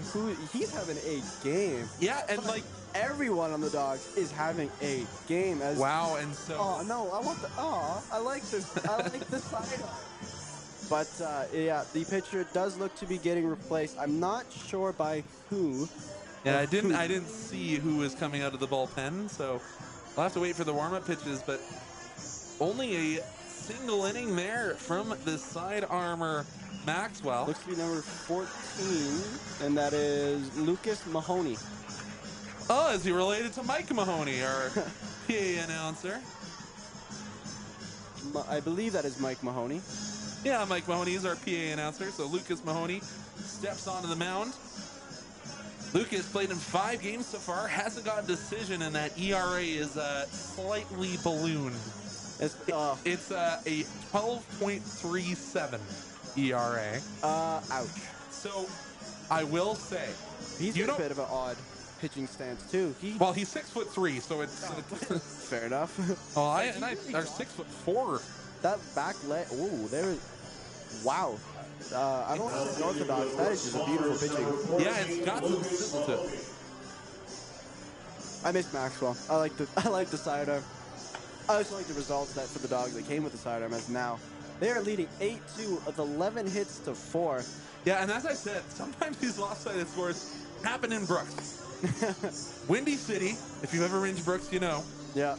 They're not known for the Windy City. Oh, well, actually, they are. They're also called the city that smells like money for certain reasons. Oh, yeah, but that too. Short field, the wind goes basically from home plate out to center field in that orientation. Literally a hitter's dream. Yes. It seems like. Inflates pitchers' ERA. So you have to keep that in mind when you're looking at any of the numbers for their pitching. This is not a game that you want to come into when you're trying to save your ERA. So next up to bat for the Dogs is number 2, Caden Williams. Third at bat. Again, the Dogs have been absolutely unreal today. And curious to see how Conrad and I talked earlier about the strike zone as Williams gets set with Croson on first base here. Still one out at the top of the bottom of the fourth, excuse me. First pitch is ball, little outside on the left. I almost forgot what inning it was. I can confirm, not related to Mike Mahoney. Well, you know what? Worth a shot. Stranger things have happened. That is true. We've seen a sidearmer. This is true. His next pitch up is high. That was at Caden's eye level. I was gonna say, didn't need to. You could have said fully still or as tall as you wanted to, and he was looking that ball right in the eyes. Williams faces a 2-0 count. Croson, still on first. Not a big lead off there as Williams gets set for the third pitch. You're up 6. I don't think Croson's gonna take.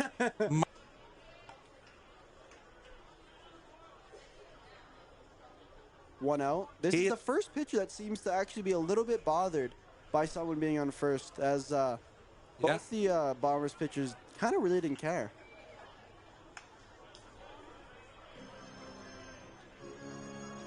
Conrad would have caught it. If not, he would have definitely. Well, he would have caught it. I would have worn it. My mom's a dentist. I'm sure she could have patched me up after. Oh, that would have. I already have one I fake. call that? My co-host might have just died. My front tooth's already fake, so if that one comes out, it's not a big deal. Fair. I've chipped one tooth 6 times. I got headbutted in grade 6, and it's never the same after it chips the first time. But like I got it down where every time I took a breath, then dodgeball, and then I bit down too hard when I got hit in hockey, and it was just like, this is ridiculous. Next hit. Let's call that a ball. We'll call it a ball, I guess. A very slow one that was definitely not right down the middle. Yeah, that was a nasty off speed too. He's got a lot of sizzle to that. I'm assuming it's a 4-seam. Yeah, he's a tall man with a lot of athletic skill, we'll say, is Mahoney. I want to say Mahomes for some reason, but it's just, I won't. It's Caden Williams. I lost it. I believe that went foul. It's towards the parking lot. Thankfully, not towards my car, which I still park way too close. I parked in that back right corner. Okay, you're fine. Like I parked next to the practice facility. Yeah, next to the Duvernay Fieldhouse. Yeah, I'm quite literally like, it'd have to be a one in a million time. I don't want to say that because it's gonna hit my car now. Williams does unload. Does it have enough? Oh, it is caught by just the edge of the netting. No, the practicing people. Oh, the pitcher that was warming up. The Bulls bullpen. Yeah, just caught the ball. That was. I mean, it's the theme. That was weird. That was unorthodox. And I don't think the Bombers are very happy. Because their left fielder was racing their way over. I think Altamaro kind of had it there. He could have got there, but Williams, no complaints there. So I was a little weird calling. I'm like, the ball was caught, but Conrad again. That would have been over my shoulder. I don't have that much hops. You're tall enough. You can catch it. Don't need hops. Going from seated to about 8 feet in the air. Yeah, sure. Sure. But you're 6'2", man. It's gotta give you something.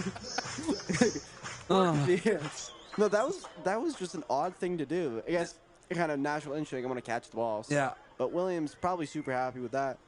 Next pitch up on a full count is a wild pitch called a ball, and advances Williams to first. I think it was called a ball. It was. Okay. And he saw Croson. He was heads up. He saw that ball skittered away. If it had gone a little bit further, you might have seen him break for third, because that is a live ball. Oh, for sure. As next up is, as Connor would say, your dog's favorite dog, Aiden Rose. Almost botched that one. As we're almost getting to our, just want to show this. I've been counting every time someone's been at bat. We're getting to Ariola, who's batting twice, right? Yeah. We're almost getting Sanchez on his 4th at bat. And for the Bombers, they still have 2 guys on 1 at bat. Yeah. First pitch seen by Aiden Rose is a strike. It's been a good day at the bats for the Dogs. It's just it's been rolling fantastic. over. Finally get to see some bats fly, and I wanted to see the Nash Kroll special, and that's what we saw today. And then I got faked out by I thought was a home run, but wasn't. Oh, you got the second At one. least we got there eventually. Next pitch Rose does face is a strike, so he's now facing a 0-2 count. And technically, Aiden only won it back because he walked in the second true. AB. We love confusing baseball rules. Yeah. Do you imagine there's like penalties in baseball? How complicated that would be? Ugh, I'm good with how complicated we are already. Yeah, exactly. And both Dogs scamping around on the bases, but Rose does take that ball foul, but yeah, when you're up 8-2, the coach really can't be mad if you're trying some things. Saw this rule in a baseball beer league where if you catch the guy in front of you, he owes you a case of beer. I thought that was pretty funny. Obviously, in normal baseball, you catch the guy, you're out. Yeah. But I always thought that was kind of fun. Playing a little bit of different as. Oh, that's a tough strike. Is what we call a fantastic strike. If it were the other direction. Yeah, but sure, that's a strike. Yep, we'll call it that. I can't complain. It's 8-2. I'm just gonna acknowledge that it was still weird. As Areola is up for his third at bat, and nobody on the Bombers has even got to their third at bat. As when they bat, it'd be their eighth batter. Yeah. So Jason Areola, as we said, 1 for 2, and he had a double in the second. That would do well here for the Dogs. Whoa, a little bit of a wild pitch as Hopeful kind of recovers there, tries to catch Croson, who kind of was a little bit further from second base. Yeah, was the throw from the knees too, so not getting a ton on that ball. But to be fair to him, he got it there.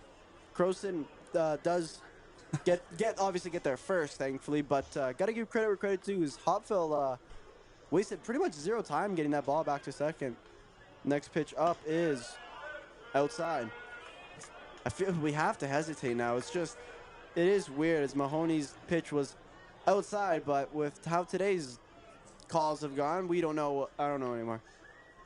I don't even know. Understandable. This might not even be baseball anymore. I think Connor Croson is sure it's baseball, and I'm sure he's wearing about 3 pounds of clay on the front of his jersey. That we can see is a heads up on Areola. The berm. Well, yep, we see the ball, and a man with a bright green jacket throws the ball to a little kid. Love to see it. Yeah, that's the thing to do when you catch a foul ball. Oh, for sure. I understand if you're a grown adult catching a home run ball at some of these MLB ballparks, especially to if it's keep it. Yeah, especially if it's like a special like Otani's 50-50 or whatever. Yeah. Or like, yeah, you know what I mean. But if it's a foul ball handed off to the young one around you, it means a lot more than it. It does hit this, unfortunately, right to the center fielder to retire the inning. Great inning here for the Dogs, as Conrad and I will be back here on Flow Sports.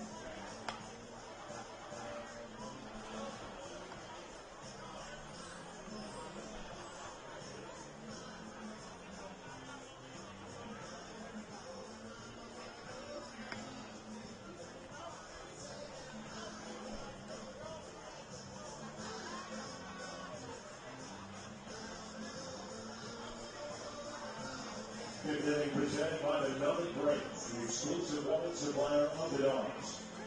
And Dawgs fans, here the young ball player born between 2011 and 2015 who's ready to take their game to the next level. Check out our Dawgs Academy Fall Ball and Winter Training. And we are here back at the top of the 5th inning. Again, Conrad's weather magical power things has really been surprisingly well. I'm very, very surprised. There's a circle of like light gray above us and dark gray everywhere else. It literally looks like it's raining everywhere in Okotoks except the stadium. As next up at bat is for his second at bat, the catcher Hopefell, and first pitch is just hit for a single. Yeah, that first pitch ambush just sent into center field. Nothing anyone could do about that. No, not at all. I think Ricky's arm span would have had to be about 12 feet to get there. Again, yeah, but nothing really too major. The But next batter up is Bedford. As we said, when the umpire's strike zone is interesting, sometimes that's what you have to do to say, take it out of his hands. I'm convinced you see where the corners are behind the batter? Yeah. I think that's the strike zone. Foul ball off first pitch for Bedford. Yeah, J.R. Bedford, the shortstop today for the Bombers. There's not a mercy rule or anything in this league, is there? There is not. No, just remember, because you said you called a 20 to 1 game, so I can't imagine there would be much, but the Dogs are batting bottom, so if everything stays normal, they won't have to bat in the 9th. As next pitch here by, is it Baltus? It is still Baltus on the mound, yeah. As we were talking earlier about, they were warming up, the Dogs were warming up somebody. So it is their kind of midweek game, so I don't know how many relievers they will have available. Yeah. Baltus does get ready for his next pitch, delivers, and very wide outside. What a catch there by Areola. Yeah, reaching across his body, used the very tip of that glove. Yeah, that was like a shoulder type, sprain type of catch. That was, he basically reached to behind, like the left batter's box. He reached cross body basically to the back of it to make that incredible catch. Baltus does get prepared and strikes Bedford out, catches him swinging for the first out of the inning. His 6th strikeout of the game, and that was not even close. The spaghetti arm swing there. No, as next up we have Ben Fischel, who is on his 3rd at bat. And funny enough, that ties everyone on the Dogs. And he is the leadoff hitter. Yep. Fischel has walked and struck out in the game today. They'll take a called first ball.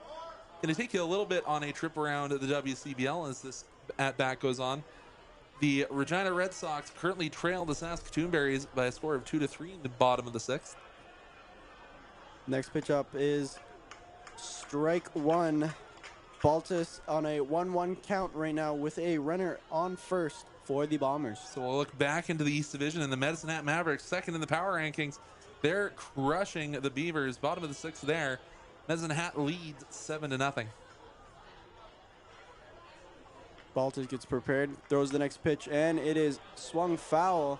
Ballboy almost catches it off the mesh there, but the count now is 1-2 in favor for Baltus, who has been a very, very good pitcher today so far. Apart from the first inning, like, you saw Big Bear Mitch Schmidt there, just giving the bat boy a little bit of gruff there.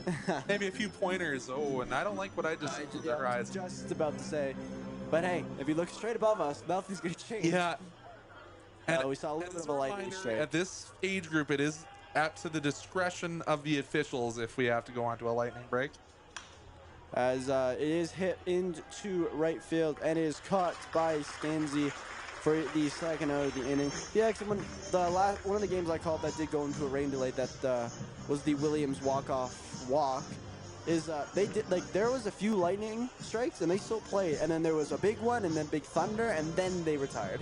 Yeah. And we are not at the minimum required for this game to be up record, so it would probably just be a delay. What's the minimum required? I think it's 7. 7, yeah. Pitch faster, come on. I'm just kidding. Yeah, let's get going, Baltus. Come on, guys. We got places to be. As that ball was crushed, foul into the berm for a 0-1 2-0 inning at the top of the 5th so far. So yeah, as we mentioned, there's a couple of guys that have joined the staff late, including DR, Dave Robb, joined the season late. But yeah, full coaching staff, full roster now for the Dogs. That one a late strike call, but it does eventually get called. Yeah, that's a strike. I wish we had a counter for this, because I would have loved to have a counter be like, that's a strike, and sure, that's a ball. Yeah. So, doesn't seem to be many lightning strikes since we saw that one, as Baltus does get ready for his next pitch, which is ruled ball. And yeah, sure, okay. That does outside corner, 50-50. I love it. We heard another rumble there. Yeah, but again, there's nothing above us, which is really odd. And you look at the clouds, it's almost blue sky above us, folks. And the clouds aren't they're not moving towards us. Baltus does throw for ball number 2, a little low. Just on the left side. reach back into the back pocket, trying to get a little extra velocity and spiked it into the dirt. Honestly, could have been a strike. He might have just been testing him. No comment from me over here, folks. As Baltus does get up, and it is hit to the center fielder, Skaggs, for the 3rd out of the inning, as we will see you guys for the bottom of the 5th inning here on Flow Sports.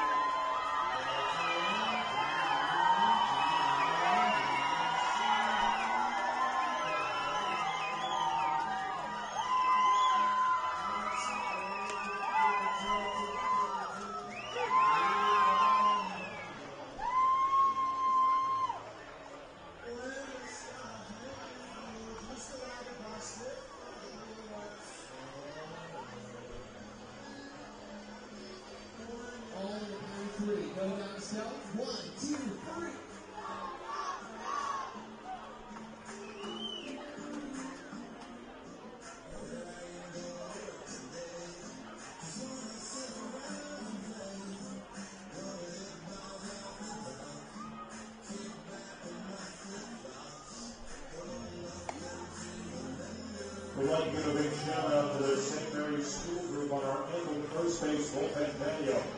So it does look like there has been a position change, I think out in center field. Trying to get a number for you folks, but we will figure that one out as we get probably into the defensive half, or the offensive half of the inning for Brooks. And next up to bat for number 4th of the day,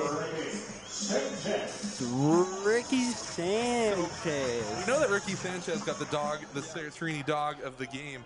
He went 2 for 4 last night. Yeah. He's already at his 4th at bat so far. We're not even talking about Croson, who's 3 for 3. Well, let's once again talk about the weirdness of baseball.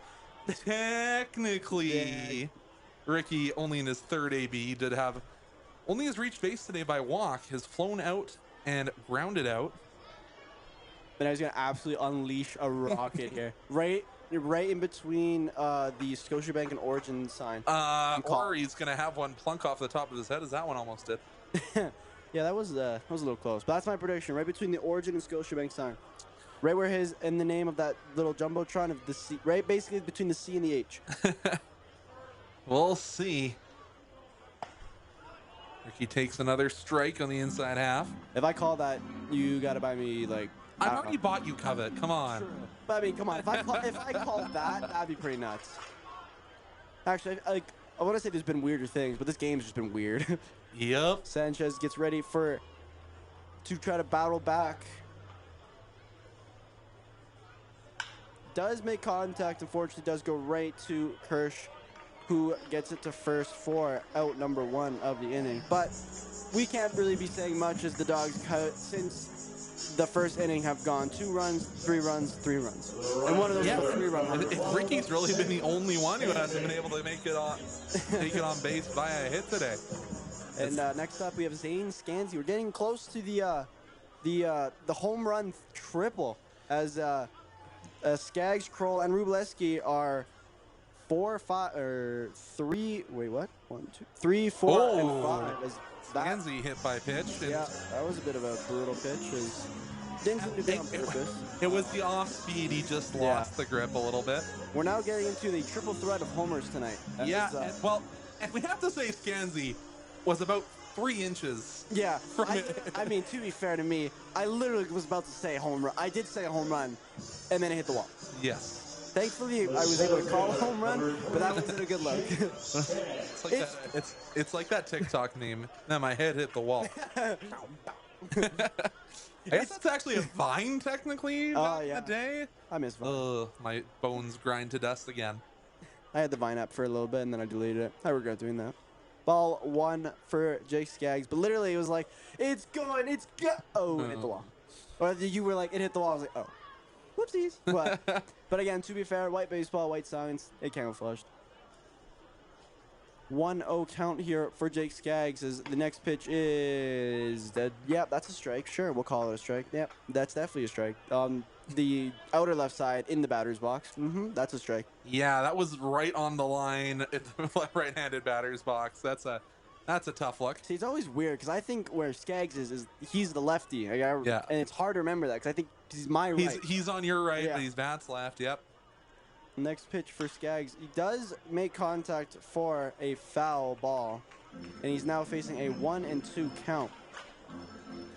Good day so far for Skaggs. As you said, he has the home run, but also had a stand-up double he had the first crack of the game with that, and has also walked and scored today. So has crossed home plate twice and mashed a baseball as well. Yeah, that'd be nice if we do it again. Just a suggestion. Just putting it out there. Yeah, I'm just putting it in the air. You know, stuff happened. And he does make contact. Unfortunately, it could be a double play, and it is. And the Dawgs have a quick 1-2-3 inning, and we'll be back here on Flow Sports.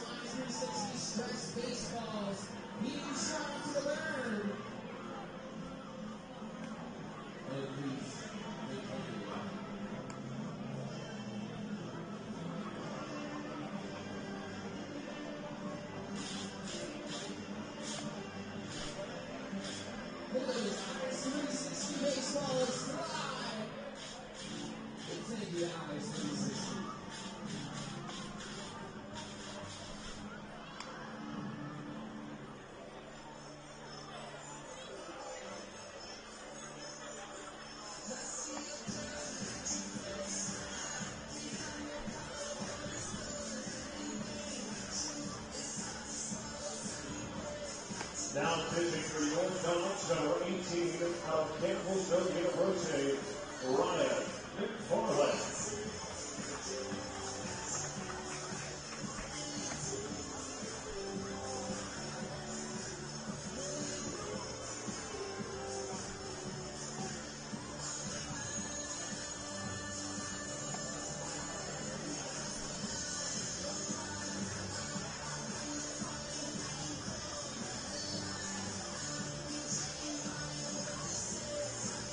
And welcome back to the broadcast. We are now at the top of the 6th inning, and next up to bat for the Brooks Bombers is Armandi, however you say it, but on their 3rd bat of the day. And just to put in context how good the Okotoks Dawgs bats have been, as he does make contact. Beautiful catch there by Ricky Sanchez, and gets the out. What a play by Ricky there. We do also have a new pitcher in Ryan McFarland, but before there was a lot of action. That was Armande, he's the third batter in the rotation. That was his third hit. To put that in context, Third at bat. third at bat, yes. So far, the Dogs are almost on pace to lap them in terms of batting. As next up for the Dogs is, excuse me, who is that? Alta Moreno. We love weird names. So, and yeah, we did figure out what the defensive substitution is. It's Maddox Shaver at second base, and that's a called first strike here to Alta Moreno. Yeah, so I guess that was happened last inning, and we knew it, just didn't know the player off. We couldn't tell what position because he kind of pointed to everywhere. Does, and Alta Moreno does make contact, and it is dropped for foul. Yeah. Count 0-2 and 1 out. But right now it is just all Dogs. Yeah, and I thought Caden was gonna get there. But I thought he was. I kind of lost. I looked right up, and then I looked at Caden. I was like, oh, that makes you feel a little silly sometimes. And it was kind of a little bit shifted towards left center. Oh, for sure. Of course, guys more often push the ball than they pull the ball, so you shift a little bit. Yep. As McFarland gets set to try to get Alta Moreno out here. Excuse me. Names are not my strongest suit. I was trying to say the names for, and he also does get ball one. I was trying to say the names of the new NHL Hall of Fame inductees for my podcast. Yeah, I had to put in the comments that I was like, I'm so sorry, because this is brutal. Next pitch is ball number 2, 50-50 ball there. Yeah. But I'm like Joe Thornton, Chara, Duncan Keith. I can't even say the Alexander guy's name right. Alex McGillney. Yeah, McGillney. I didn't say that right. Yeah, and then the Builders, that was nowhere near as good as McFarland is ball fouled is off. On a excuse me. You're all good. It's been one of those games where it's been lots of pitches that we've had to fill the air.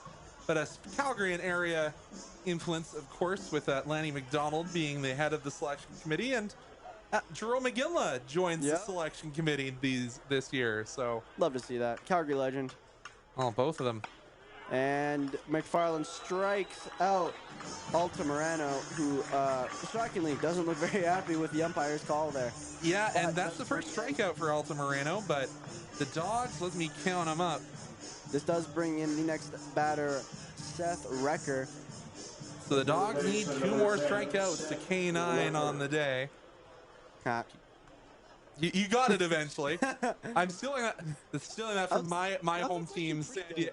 Well, the San Diego Padres have a giveaway because they play at Petco Park. Oh, I see. So if they K9, you can go get a free treat at San Diego area Petco locations. We're just adding to the weird or unorthodox game, as there is contact made here by Recker and foul ball.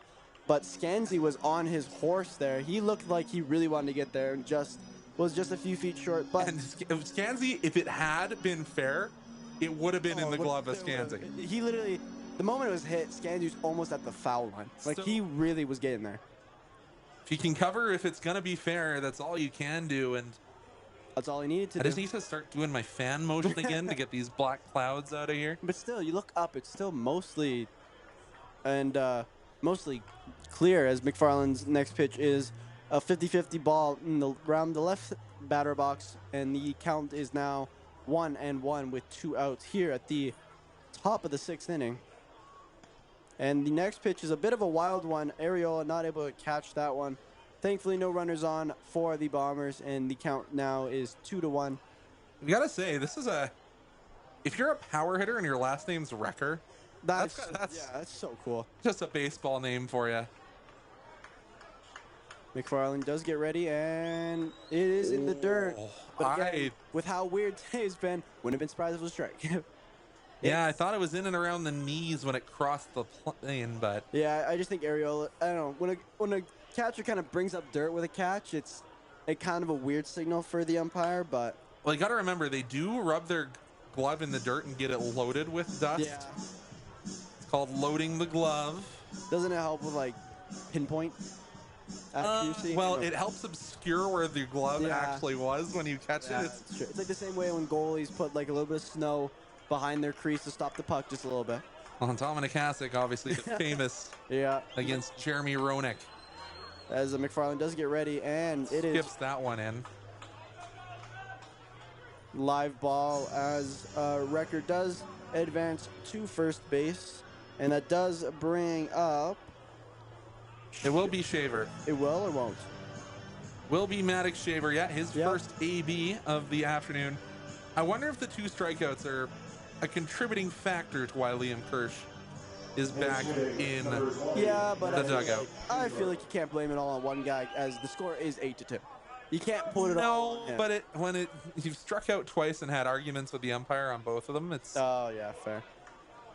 Is that a strike? That is a called strike. I don't know why he used his left hand for that one, but that was something. More unorthodox. We love that. There is a very dangerous looking cloud, like directly in my vision and directly in Conrad's vision. But if you look directly above the baseball diamond, Yeah, it's pretty clear. Next pitch by McFarland is a wild pitch, and it allows Record to advance to second base. Kind of losing a little bit of control of these. Yeah, McFarland's pitches just here. trying to throw as much heat as he can, and I know I have his pitch mix somewhere in my broadcasting setup here. But I'd actually, the Brady Beltis is one of the few I actually don't have still. I don't have anyone, so if that makes, Yeah, I know. makes you feel a little bit better. McFarland does get, So he has a 4-seam, a 2-seam, slider, changeup, and sinker. So I think he's just trying to reach back with those 4 seams. and Shaver, fouls for strike number 2. So the count remains, or now is ball 1, strike 2 with 2 outs here at the top of the 6th. And like you said, for it to be a complete game, it's around the 7th inning. And it's kind of getting a little, To be a game of record. yeah. That's funny. And Shaver makes contact there, but Skaggs takes about 5 steps and makes the catch to retire the inning. And we will be seeing you in a bit here on Flow Sports for the bottom of the 6th.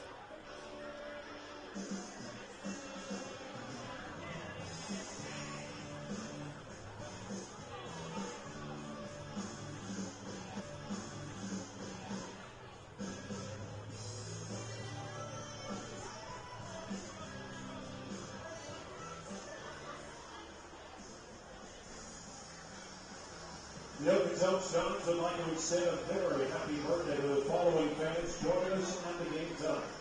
Happy 13th birthday, Noah. And happy 24th birthday to the right fielder, number 12, Zane Scansey.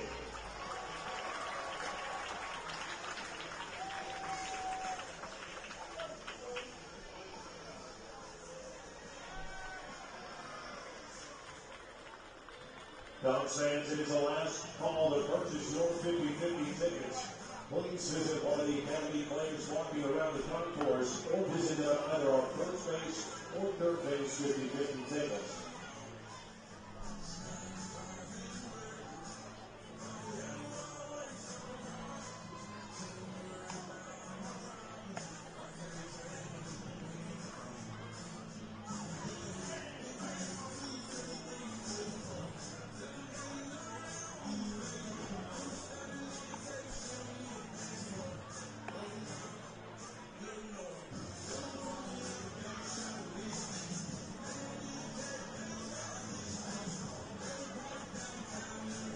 Now pitching for the Brooks Wanderers, number 38, Sora Nijima.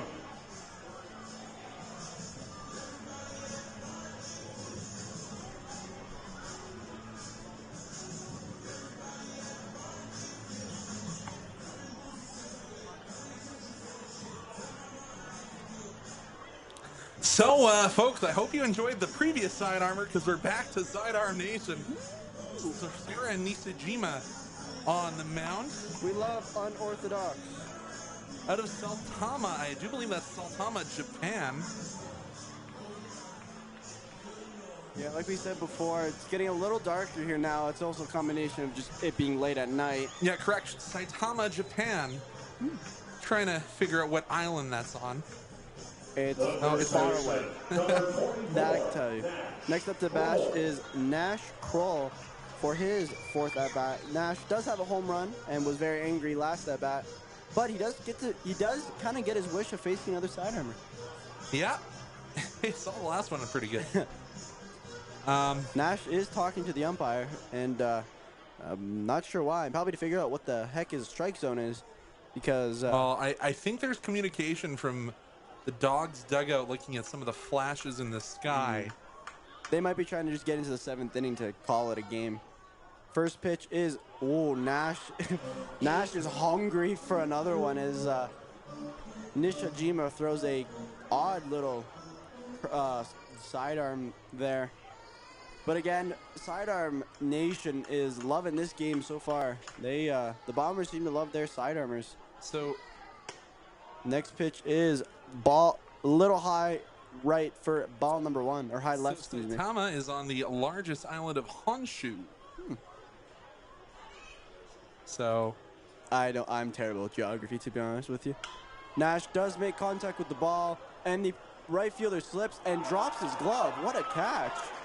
Wow. I think that has to go on the highlight reel. Troy Morrow just dropped his glove and caught it barehanded. And Nash standing with his hands on his hips. Wow. What a catch by Troy Morrow. Yeah, he'll tip his helmet. That was incredible to see. Just lost the glove there, and he slipped at the beginning. I thought it might have dropped, and then he recovered, said, screw the glove, I'm gonna make this catch barehanded, and he does. It may not be in the highlight reel, but hey, the stream would definitely got it. You can, if he wants that on his highlight reel, I will gladly edit that for him. That was insane. A little bit of a yard sale, as they'd say in hockey, right? Oh, for sure. That was really cool to watch. More unorthodox baseball play. As Rubaletsky, foul ball, very, very close to being a fair ball, but wow, what a catch by Morrow over there. I might put that in my I'm gonna find him. I'm gonna find him on Instagram. I'll just send him the edit for free. Like that was so cool. But the count for Rubaletsky is 0-1. And we have to remember what Rubo did last time he was at the dish. Yeah, this is the last of the triple threat so far, as he gets for strike number 2. But today the dangerous 3 has been Skaggs, Crowell, and Rubaletsky. Yeah, the 3 guys following your cleanup hitter. Exactly. Rubaletsky swinging for the fences, unfortunately strikes out for the 2nd out of the inning. Not many flashes, but it does seem to be getting a little darker. That's also a combination with that. It is getting later in the evening. As next up to bat is Hunter Croson. This is another introduction, this time to Dawgs baseball. When the game starts at 7 and you're in the 6th inning and it's already 2 hours gone, there's still going to be a fair amount of ball game left after this. Oh, for sure. We're just cruising on by, though.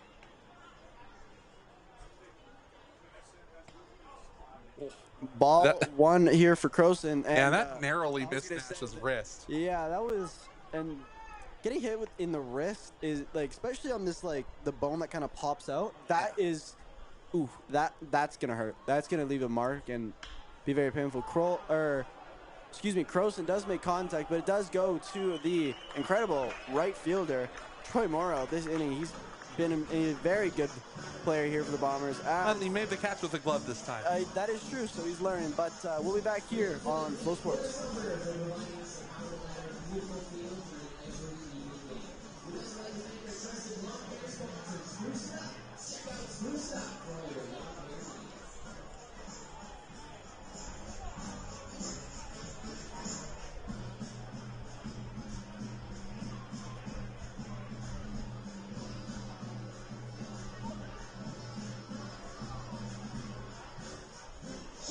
Presented by the 8 Corners of Alberta. Alberta 8 Corners on ground provide fresh, affordable, local eggs every day. Eggs are a nutritional powerhouse with 6 grams of protein that knocks it out of the park.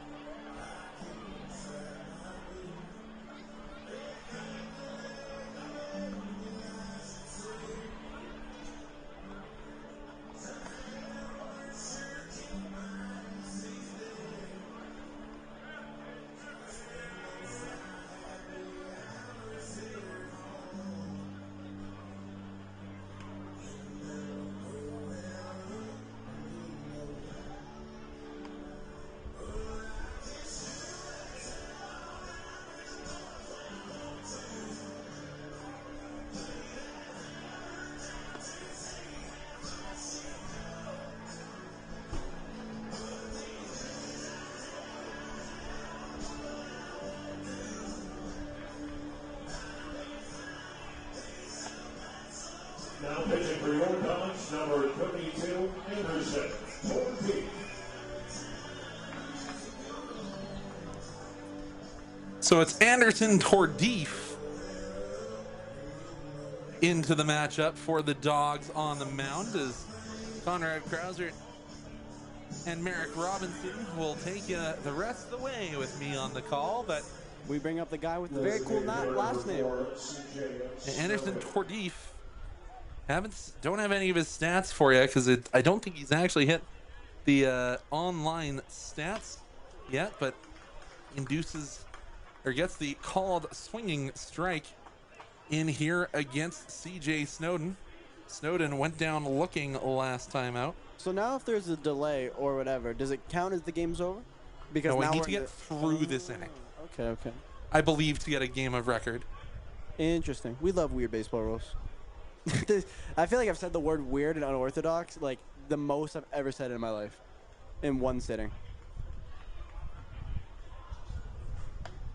Tordif gets the call at the top of the strike zone. 1-1. Strike zone has seemed a little bit more consistent recently, but I feel like if I say that now,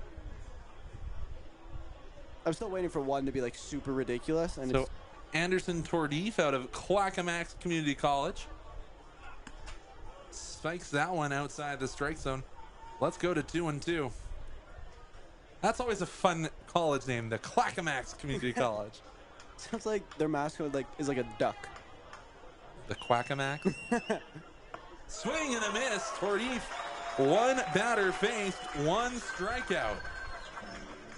Yeah, that was kind of nuts. He kind of just came in there and basically was like, "I'm gonna show you who's boss," and struck out, Snowden, bringing up Hopeful, the catcher, who's honestly, in my opinion, probably the second best player here for the Bombers. Yeah, he's giving to the right fielder, Troy Morrow, especially after that. He's had some bright spots, and obviously Morrow with the 10-star catch. Or five star. We'll keep it in the regular star rating system. And that was a strike. Yeah, goes to the fastball to open up against Hopeful. Hopeful, he's 2 for 2 on the afternoon, a pair of singles. I'm really sorry for this, but I'm hopeful. He's probably really hopeful he gets a hit here. Yeah. I wonder how many times he's heard that in his life. Oh, I guarantee it's a million. Hopfel takes it on the outside. I thought you were gonna give me some slack there, but so I was gonna say, yeah, the canine. I feel like I get one. You get one. You're learning, young Padawan. 1-1 the count here, and as you see it, Tordif taps the chest, says, "That's on me. I tried to put something extra into that one and pulled it through the strike zone." Ariola really consistent tonight too, backstopping here. That is one of the strengths of this Dawg squad. All 4 of the guys they've got, even though JC is not currently catching. 2-2. Well, it's just been a good game for catchers tonight. Both Lou Anderson. Yeah. Then you've got Jason Ariola. You've got Chase Logan, who joined late because Lynn Benton went to their World Series. And then Declan Spooner, the Dawgs Academy product, who's been dropped from the roster technically, but still around the team. I think he's gone back to Dawgs Black. Full count here for Hopfel. And then Jacob Rudletsky, you've got guys that are going to Gonzaga. You've got a guy who's done everything in this league in Ariola. Chase Logan, who's got pedigree. Just a bunch of good guys behind the plate. And that'll be a walk issued. So 1 strikeout, 1 walk here for Tordif. Well, last time I watched Rubeletsky, he took one where the sun don't shine. Yeah, I remember that one when he was not too happy with where he got that one. And yeah, I remember Nash Kroll walking in with the biggest smile. I was just about to say, you could tell there was no super big injury scare when you see Nash with a big grin walking toward his catcher there. So down into the 9-hole with J.R. Bedford. He'll take a called first ball. 1-0 the count as the skies continue to darken, and it looks like a little pink, and that's a little. Looks like the rain's coming down off to our right-hand side here. So do your magic. Trying to beat the precipitation. Tordif gets a called strike there, and at the bottom of the strike zone for J.R. Bedford. Bedford hit into a 6-4-3 double play and is struck out swinging. Tordif takes a look to second. delivers, swung over the top. There is Bedford. 1-2 the count, and the Jaws theme plays around Siemens Stadium. Also, none of the Dawgs pitchers today seem to be rattled by anyone on base today. No, a very composed game as we've had our first kickoff opportunity of the night. Yeah, reported jinx. Woo! The commentator's curse comes in right there. 1-2. Tardif exhales. Couldn't quite get that one to spin back in the zone. Count evened up, 2-2. Yeah, just overall a really good game for the Dawgs. Obviously, rocky start, but beautiful bounce back. You have double their hits tonight, which has been very good. Double their hits +1 if you want to get super technical here. Tardif gets another K on his resume. So the 10th K of the day for the Dawgs? That will be the 9th K of the day. So they've now K'd 9. The Dawgs pitching gets the pun. Yeah. And we'll go back to the top of the order to Ben Fischel. We double check. 1, 2, 3, 4, 5, 6, 7, 8, 9. Yep. Count them. Not a bad day when you can approach the double digits in strikeouts. That one outside to the center fielder, Fischel. Fischel has walked, struck out, and flown out to right. And you have to think if the Dawgs are considering getting some of their younger players in, it might be the opportunity coming now. That one misses from Tardif, down 2-0. Once again, if Troy Morrow's listening and got to this point, I will make you that edit. I will, because that was nuts. So we're going back to the high school here. Tardif has a 81 velo max recorded on the fastball. There's a change, a curve, and a slider. That might have been the curve. Trouble with the curve for Fischel. And those are his high school stats? Those are going back to, well, prep baseball. Oh, yeah, fair. He's out of British Columbia. Could be a little faster now, no? Probably has another year of development, so you have to think there's probably a little more velocity over everything. Oh, that one was close, but we'll go to 3-1 the count. Yeah, when in doubt, just throw it a little faster. Attended Clayton Heights High School, and as we said, now going to the Clackamas Community College. What a name. Where is that? I believe it's in Arizona, but don't quote me on it. I'm quoting you on it. And that'll be a second walk, so a couple of Ks, a couple of walks for Anderson Tardif. Is it Clackamas? Clackamas, Clackamas. So Clackamas, I guess. It is located... Oregon City, Oregon. Oh. I mean... So I guess that makes sense for a BC boy to go just a little bit further south. I just have a bit of breaking news here in the hockey world as JT Peterka has been traded to the Utah Mammoth. Oh, right, they are the Mammoth now, not HC. Wow, it's a bit of a shocker. That one contacted. Kroll will take a few steps to his left and then step on first base. So a pair of strikeouts, a pair of walks, and then one ground out. That'll be all she wrote for the top of the seventh. We'll return with the Dawgs heading to the plate after the stretch.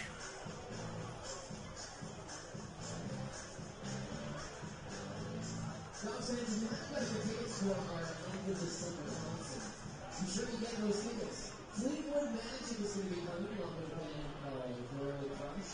And the one and only our very own Brent Rose will also be performing on his August 23rd. And resisting the first steps. And Brent Rose is the 7-minute stretch. Take us out to the ball game. Take me out to the ballroom, take me out to the crowds, buy some peanuts and cracker jacks. I don't care if I ever go back to when you root for the Dawgs team with me. Oh, it's a shame, for it's 1, 2, 3.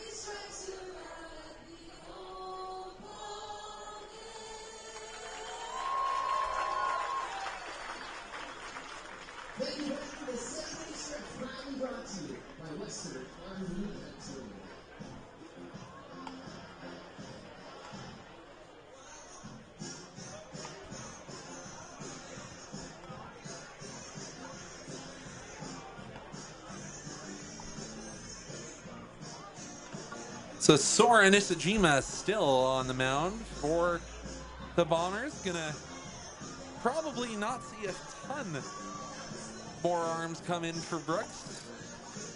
Well, you might see one more reliever come in and finish the 8th and 9th, or come finish the 9th. Nisajima pulled his last pitch of the warm-up there. Yeah, and just as we said before the broadcast ended, their big NHL trade, as the draft is on Friday, for those Flames fans or fans of any team. Well, yeah, anyone who's avoiding baseball, like maybe some Blue Jays fans are right now, as the wheels kind of falling off when you drop 2-3 to the White Sox. I was also going to say, they did lose today, 5-4 to the Guardians. Well, Cleveland has a former Okotoks dog in their system, as Williams swings over the top of his offering. Obviously, I'm talking about the absolute unit that is Matt Tugboat Wilkinson, playing out with the high A captains still, I believe. Hasn't made that jump to double A quite yet. When did he play for the Dawgs?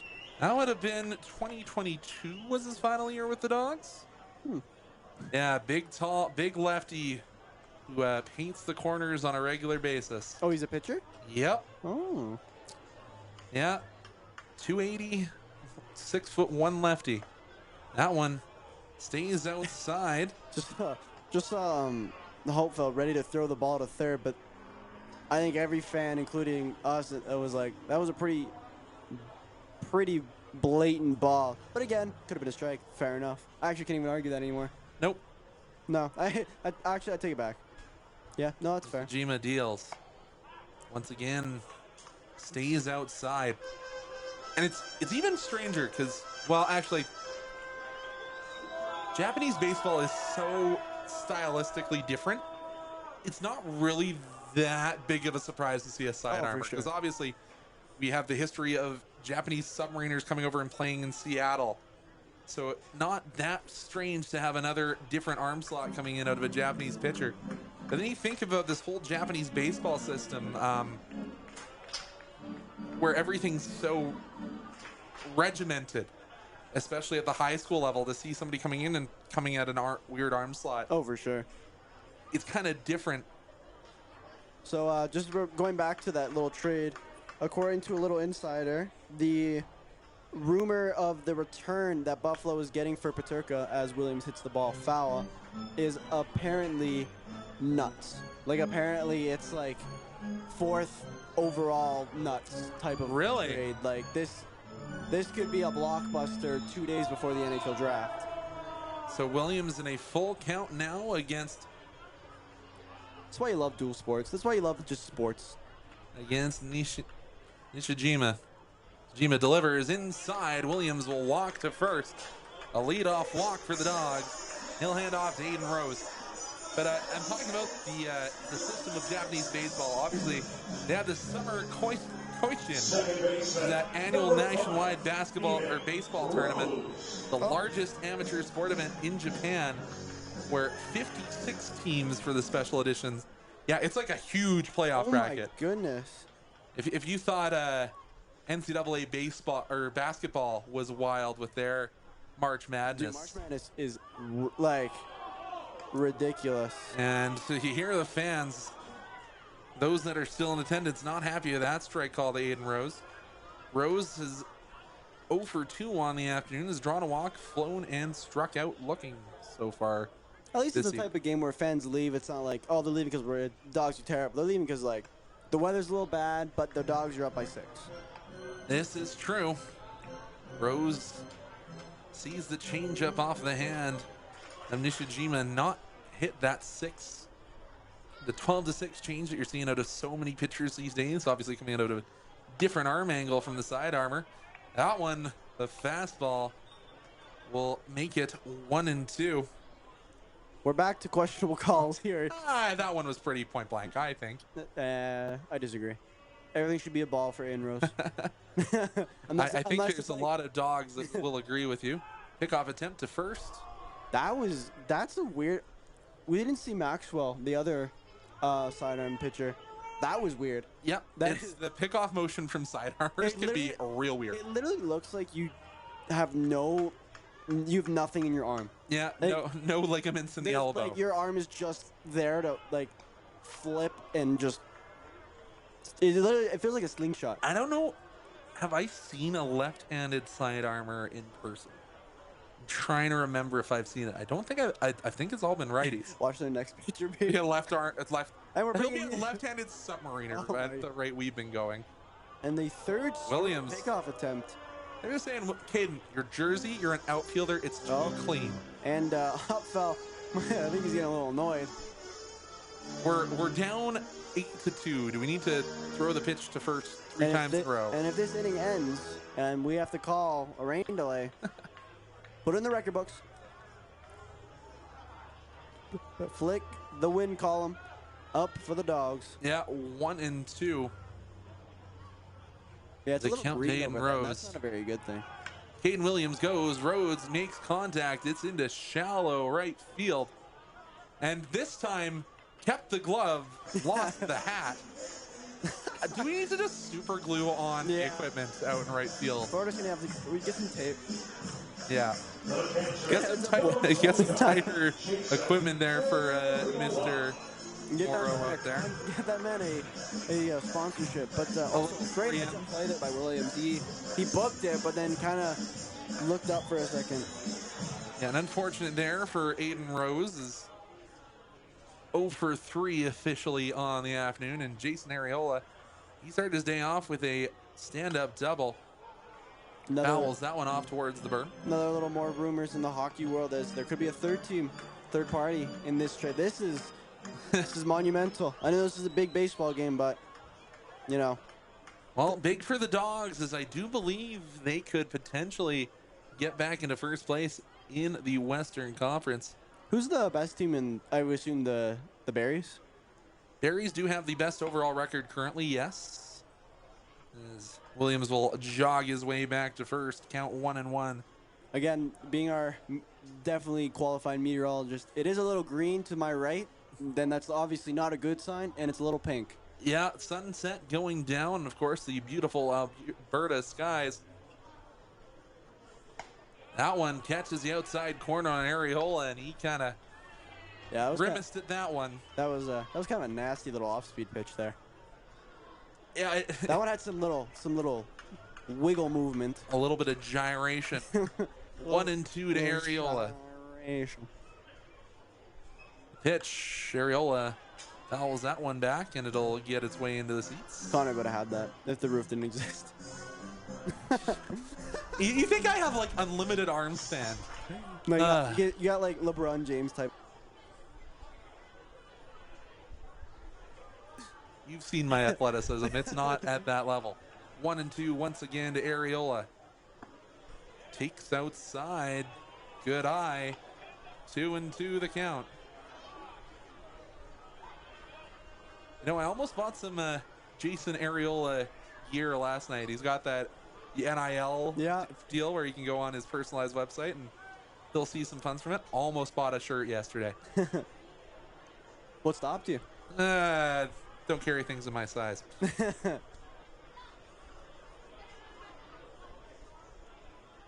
Jason Ariola. Pure curiosity. How much were those? $40 US for a t-shirt. Yeah, it was a little steep, but I actually can't really say much. I paid almost $200 for a hoodie, but it was shipped from the UK. So that adds up. I had to pay the shipping and handling and the duties. You pay the first fee of shipping and handling, then you pay the fee of getting it over the border. They're gonna call him out as the pitch was live, even after the walk. Or I'm not sure what they're calling there because it was the walk. But Williams, they threw the punch out. No, Williams is safe off of the walk. Yeah, okay, sure. Interesting call there from Trevor Stoico. Watching the score thing because that was weird. They now have runners on first and second. Yeah, because they fifth at bat. Ricky Sanchez, woo! Oh no, I messed it up. Can't do it like that. Yeah. All right, the fifth, eighth. I've never seen that where you called an out, but he wasn't out. No, technically a dead ball. I'm guessing Yeah. was the ruling. Because like I did like reffing for hockey, for example, and lacrosse, and basically the rule is you put your arm up, Yeah. you can't take it down. Yeah. And if you don't remember the kid or the number, you literally gotta go. Yep, sorry. Welcome to baseball. Yeah, I had a kid cry once to the penalties. I didn't do anything. And I was like, I know. I'm sorry. I don't remember who. Runners looked like they were both going, but Ariola was halfway to second before he had to tuck his tail and turn back. How the Clouds looking over there? It's actually looking all right. Oh, really? I think we'll get the rest of this game through. But 0-2 to Ricky Sanchez. As I said, he's had a bit of a tough day at the plate. He has reached base once out of his 5 plate appearances, but that was via a walk. Hey, the wedding hangover. We'll give him that. It's been here for a week after that. We'll give him. Did he check up? Oh, close call, but appeal over to Rob Allen at first. Allen says he didn't go. 1-2. Allen is 1 for 1 on the day. Yeah, it hasn't been that many appeals either. Like Yeah. now that we're Just a lot of questionable calls. And when I mean a lot, I mean a lot. Like at least a few per inning. But maybe besides the first, but since looking over to second. Not once, but twice. And Ricardo Sanchez with the safety swing puts that one off into the seats. We'll go to 1-2 all over again. the crowd getting a little antsy here, looking for some damage to be dealt. Yeah, there's been a few too many zeros on the scoreboards for fans of both sides. I saw a few Brooks Bombers shirts and caps around. It's not that far of a drive to come support them on an away day. Feels a lot further. It does. It's like what, hour and a half? Closer to 2.5. Yeah. Sanchez flies that one foul, and I'll watch it into the seats. So we'll go to the 1-2 all over again. Getting the crowd into it with the music. Yeah, there's nothing quite like a little bit of organ at sports. And I think there's a few fans clapping along, but if you're happy, and you know what? I'm happy. I certainly am too. With the score being Brooks Bombers 2, Okotoks Dawgs 8. Runners at first and second for the Dogs. Pitch will clunk Ricardo Sanchez. He tucked that in, but base is full of Dogs. Nishijima not happy with himself as the Bombers manager does come out. And it looks like there will be a pitching change. So Nishijima, Yeah, that's why I think he was a little upset, because I think he knew it was over. Give the... Oh, don't see anyone walking over just yet as the infield kind of gathers for their meeting. I always feel bad for the outfielders. They're kind of just like... They're a little excluded from these meetings. yeah, sometimes you'll see them, especially after a pitching change, they'll wander together. And Oh, yeah. yeah, the handshake has been given, so they're just giving the reliever a little bit more time to get a few more throws in. He'll eventually come in. Yeah, there he is. We're not 100% sure who he is. I know Conrad has the binoculars, but not So it looks like it might be 36. 36. No, that's not. It's going to be 21 coming in. 21 is Derek Hughes, So a 6 foot, 170-pound pitcher from the College of the Canyons in his hometown of Santa Clara, California. he's a little way from home, and you know, for being a Northern California, Santa Clara, And he's a freshman, so a little young guy. yeah, College of the Canyons. How that is so cool. What college you go to? College? Speaking of canyons or cannons, he has got a very, very fast fastball. But remember how I said sometimes ERAs are a little inflated when you only have 3 or 4 appearances? Lower. Is it higher than the other guy? Yes. Oh, okay, wait, let me guess. I'm gonna look at you. I'm gonna look at your face. Okay. Now So it's a bit. Okay, so you made it seem big. I'm gonna say 15 ERA. You were close. It's 17.25. Ooh. Ow.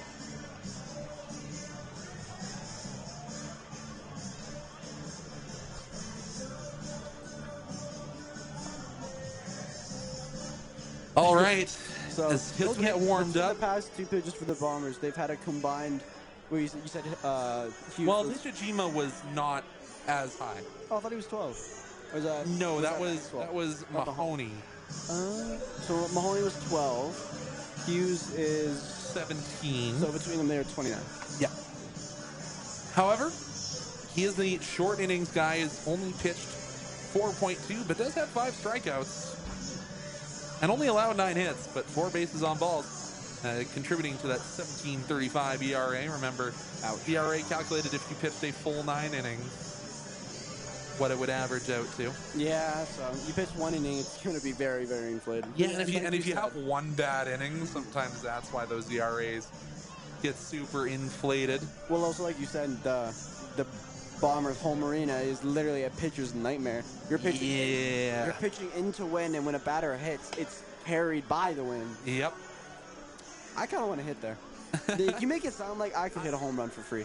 I've talked to Danny Donnelly about it, and he said it can be fun, but if you are cold when you're in Brooks as a hitter, it feels like, how am I not just hitting everything out? How am I at where we're at? And it looks like this could be a very hot take, but I think if someone put a pitching machine only fastballs and 100-mile-an-hour fastballs, I can make contact with 1 in 100 tries.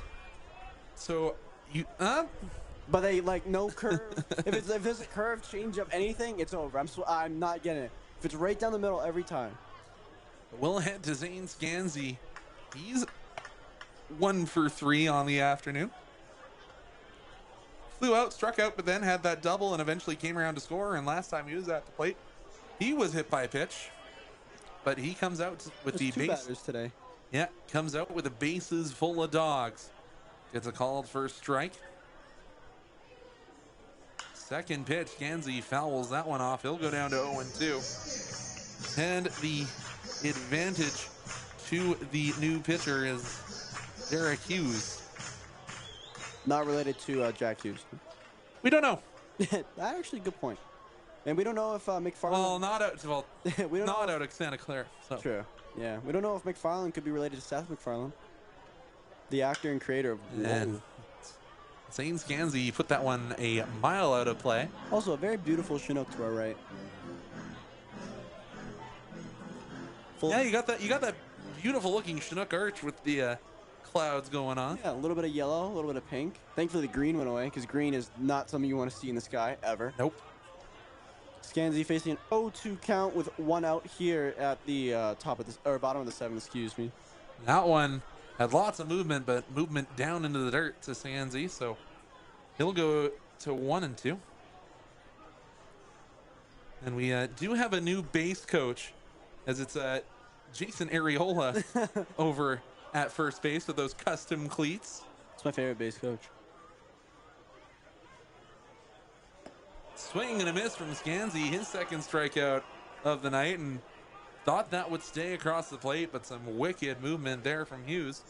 Yeah, that one had something. I don't know what it was, but there was nastiness to that one. Or no, that's not Jason Areola. Ugh, Conrad, you should know your catcher is better. I know, it does look like it is. Thought it was Areola.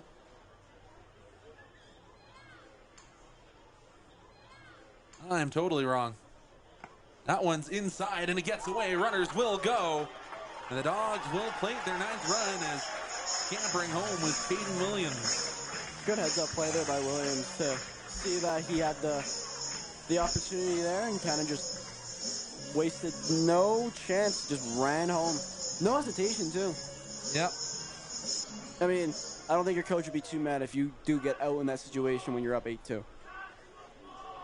Yeah, and as I said, we want double digits. the Dawgs will take anything they can when they're off on the bases. We're just realized we're making his ERA even worse.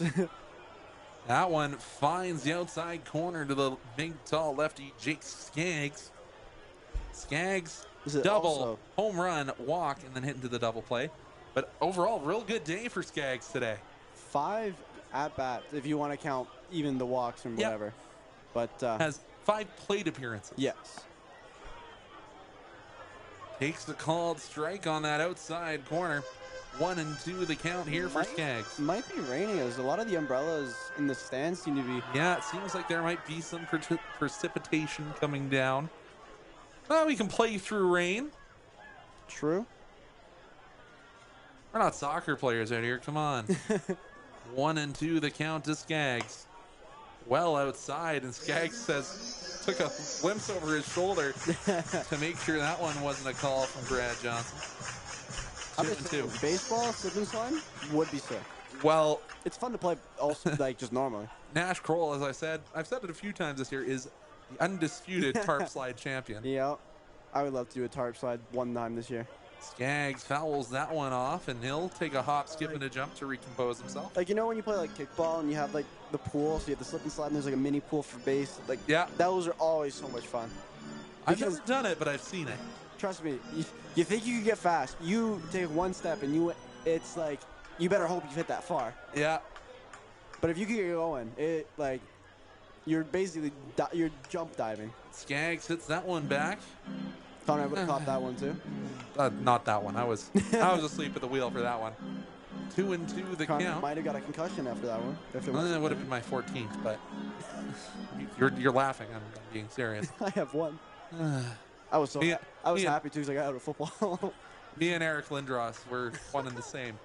2-2 the count. 2 away for the Dawgs, as fans are ducking and covering for protection. Wow.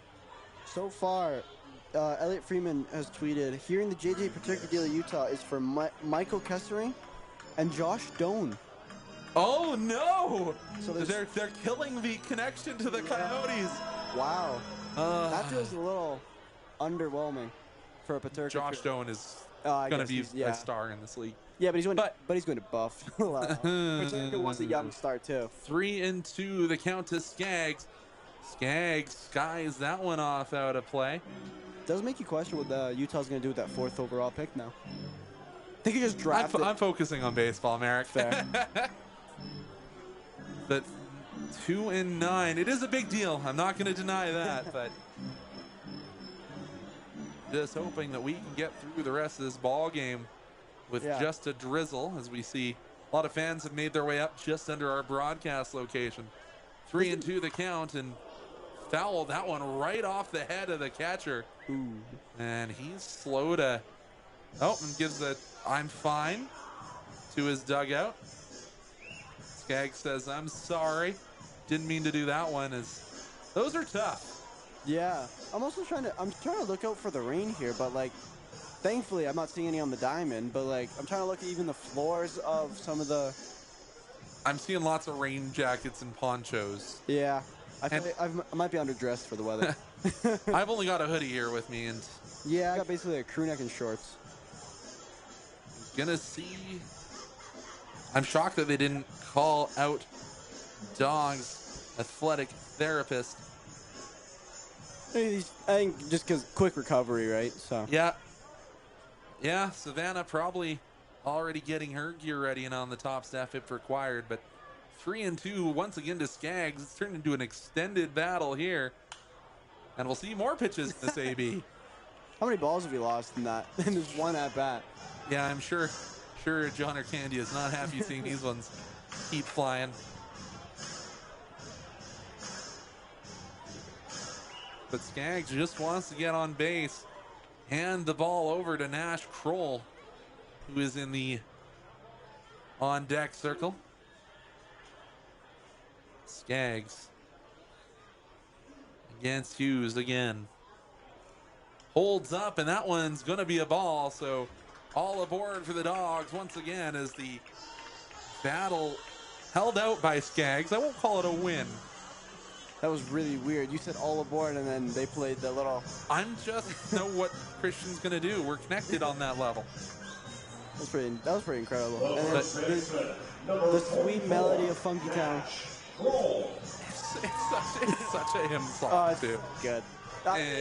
As we say, he's 22, but looks like he's about 32 with a couple kids with that He's only mustache. 22. Only 22.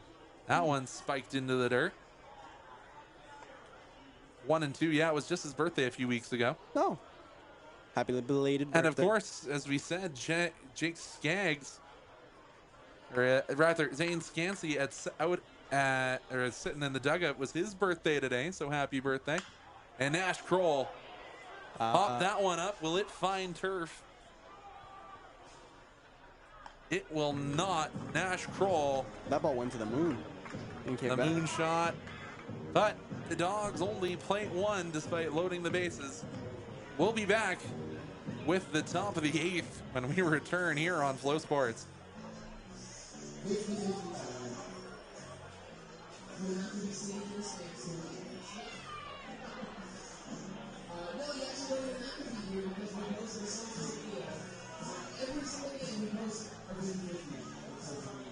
Today is $1,287.30.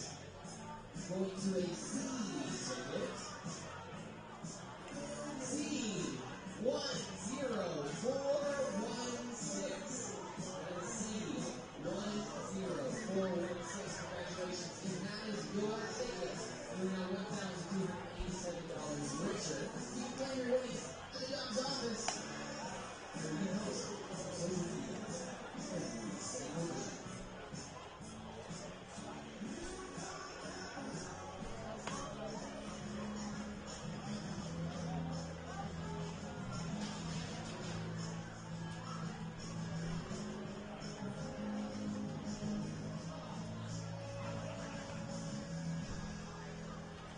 The evening presented by the Beer Woodman and Casino. Memories take place. The Blaine Stick.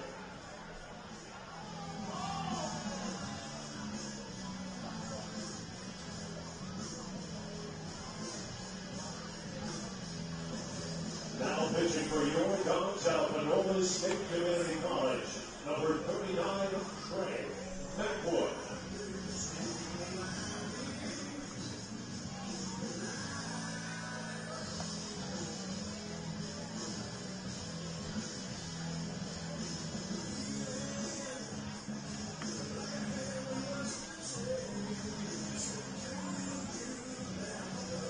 Trey Macwood now on the mound for your Okotoks Dogs.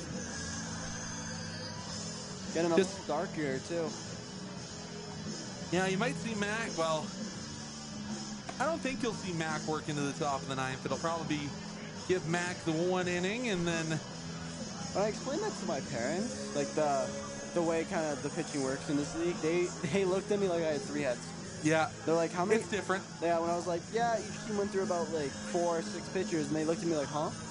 You got to remember, this is still a summer league. Yeah. Their still their primary league is It's- college, yeah, and you don't want to hurt yourself, No. obviously. Because as a pitch, PJ, you don't want the Tommy John surgery. no That is the basically reconstructing of the arm. swing over the top there I believe at least. for Wyatt or Marty. I believe, yeah. I might not be 100% with Tommy John surgery. Yeah, it's a realignment of ligaments. It's not a pleasant surgery, and it's That didn't sound pleasant. no. Ugh. Well, you Yeah. see, like, I'm sure you've seen clips of that. It's like, It's awful. they literally just, like, you baby your arm, essentially.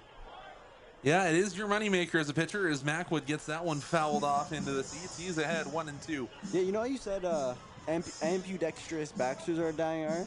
Or the switch hitters, yeah. Or switch hitters, yeah. Imagine an ambidextrous, like, a Well- really good both ways pitcher. We've seen it a couple times. It is extremely Yeah. rare.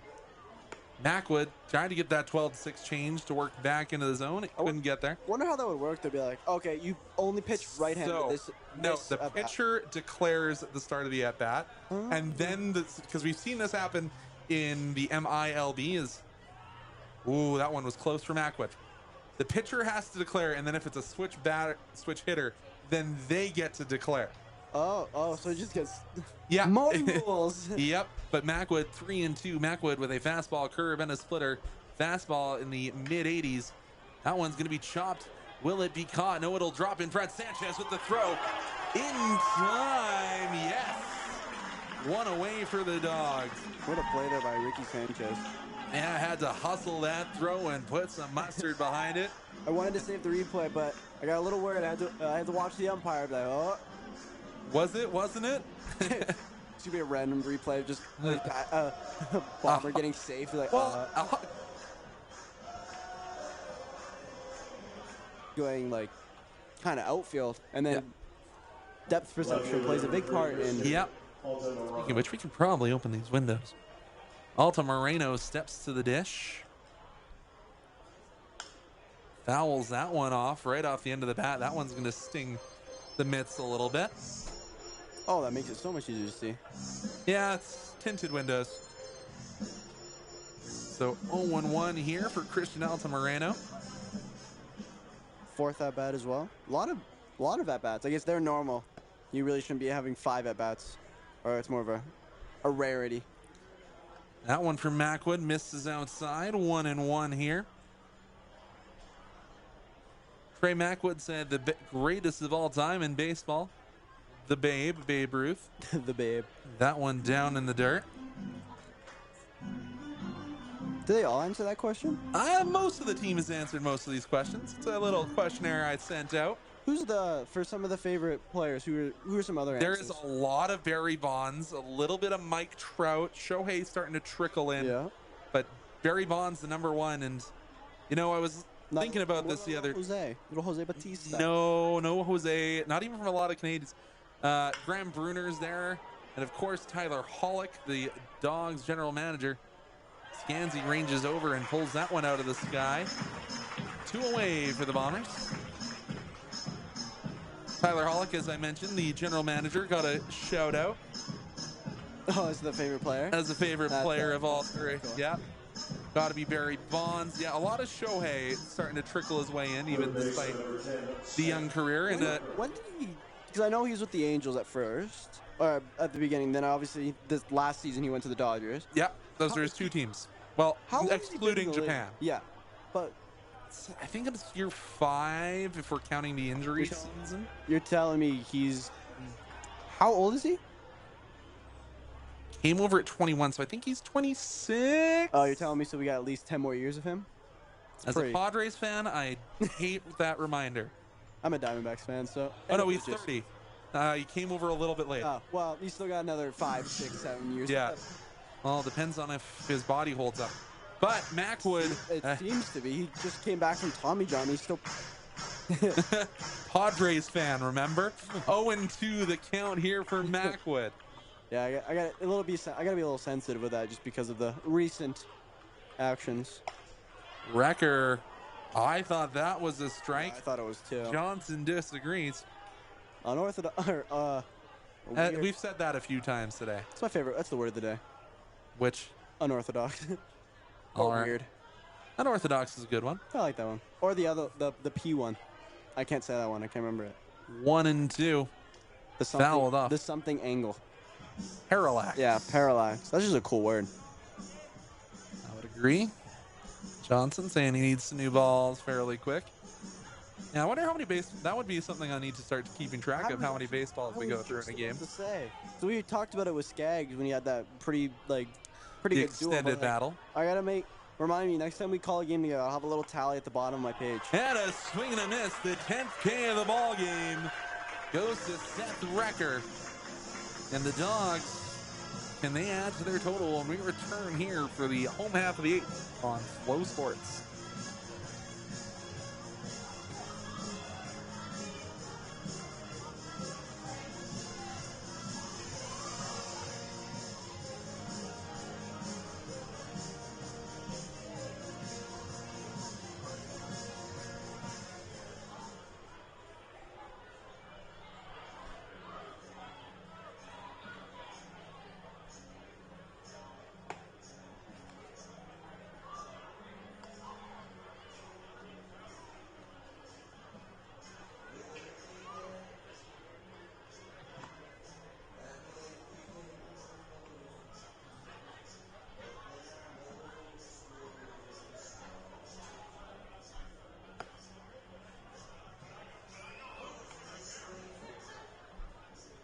Now pitching for the Brooks Rovers, number 22, Lucas Guerrero.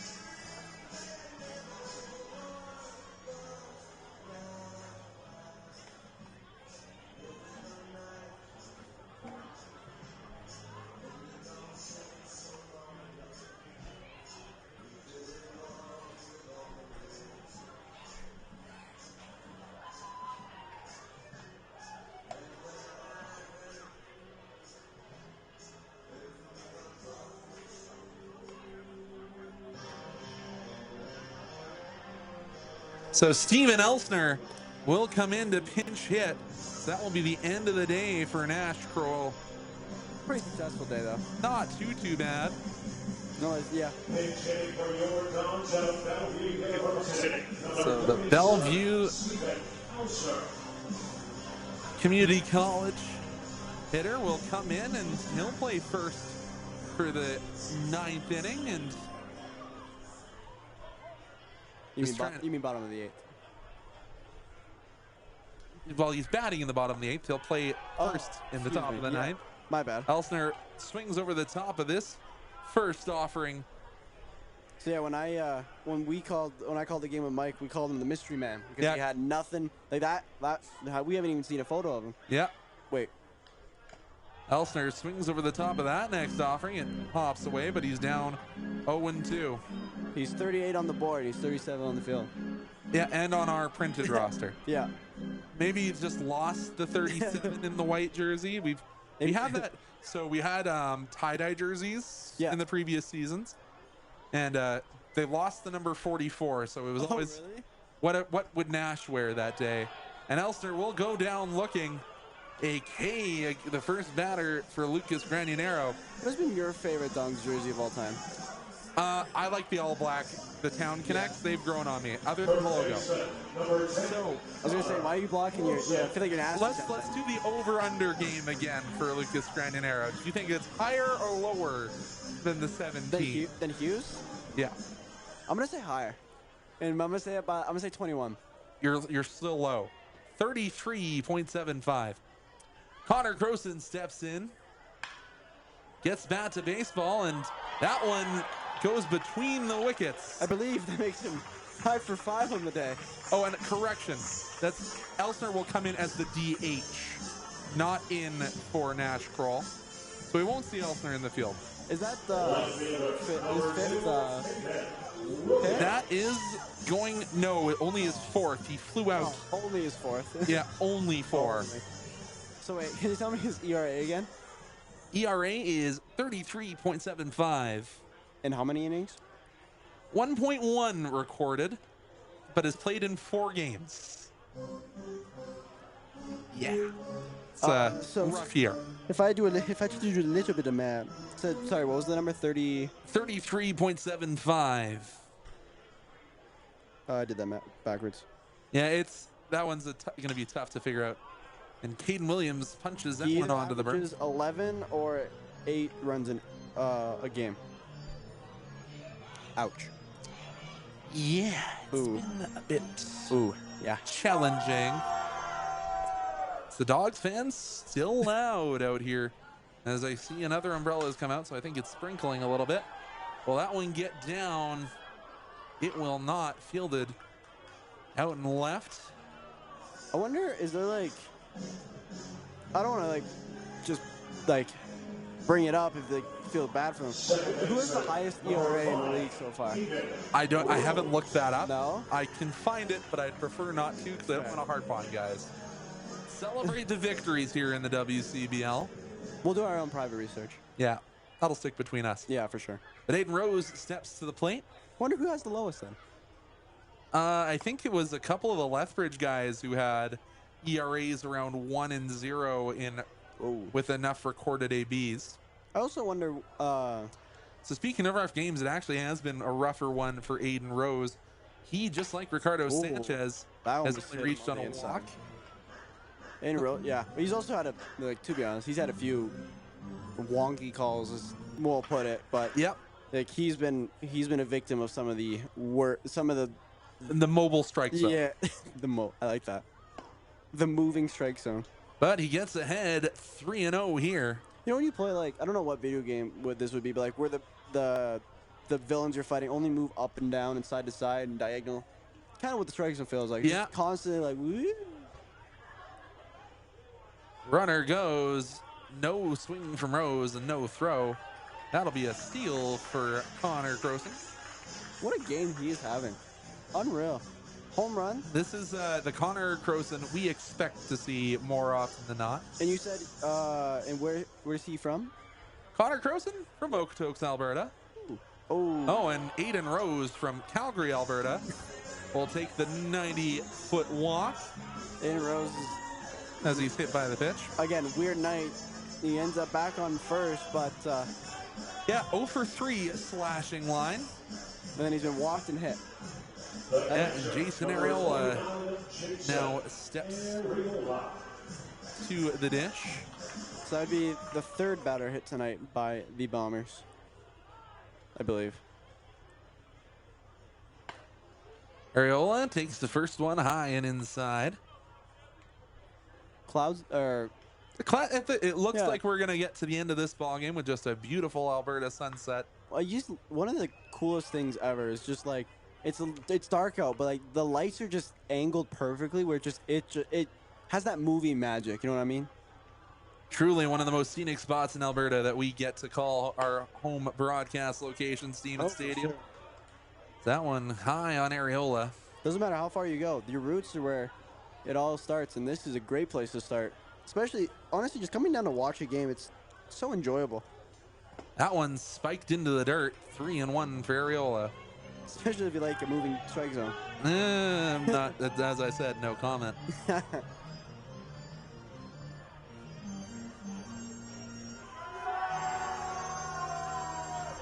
You love it. It's a 9-2 game in midweek, and the fans are still this loud. You Yeah, still got work tomorrow, and it's Quite literally like a midweek as it's Wednesday. yep.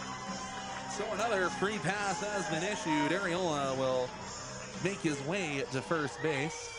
Bases loaded here, but Ricky Ricky? Sanchez up to the dish, and Is that? I believe that is. Nah, it's plate appearance number 6. The shortstop, number 8, Ricky Sanchez. That is plate appearance number 6 for Ricky Sanchez, who takes the first pitch swinging strike one. What are you looking at over there? I was trying to see who is manning first base as the first base coach. You figured out? I can't remember who it is. My brain's not fully functional. And Ricky swings over the top of another one. He's just trying to get out of his personal slump. The only guy who hasn't really had a heck of a game today. He has reached on a walk earlier today. That was back in the second inning. And when you have 6 ABs and the only time you hit base is on a walk, that's going to be a bit frustrating. Yeah, but then I guess it's bad. I'd rather do bad in a game we win than I do good in a game we lose. That's true. Pitcher will step off. So what is considered a balk? Because he obviously, like, that's fine. Yep. Because it's something about, I can't remember the full wording. It's addressing the batter and then going to another base. Oh, I see. So But I've 2 also and seen 2. balks when, like, the catcher will throw it to the pitcher. It's I don't fully know the Yeah. extent of the rule. It's one of those rules that still eludes me in my 4th year out here in Okotoks. Fair. Sanchez battles off in our direction. That would have been Conrad's. I'm just saying. That would have been his 4th catch of the day. Yeah, if we're talking banana ball, it would have been 4 outs. Hey, there's a guy in Banana Ball who uses stilts. I'm just saying. He could catch anything. This is true. Though I don't know how you would swing a baseball in stilts, but more power to you. He does it, and he also pitches. Really? Sanchez chops that one up the middle, but play is at second. The play will be made, so a 0 on the board, and a 0 on the board for Ricky on the afternoon. But we'll be back. Can the Bombers storm back and score 7 to tie the ball game? We will see when we return. Neeson Corey will step onto the mound.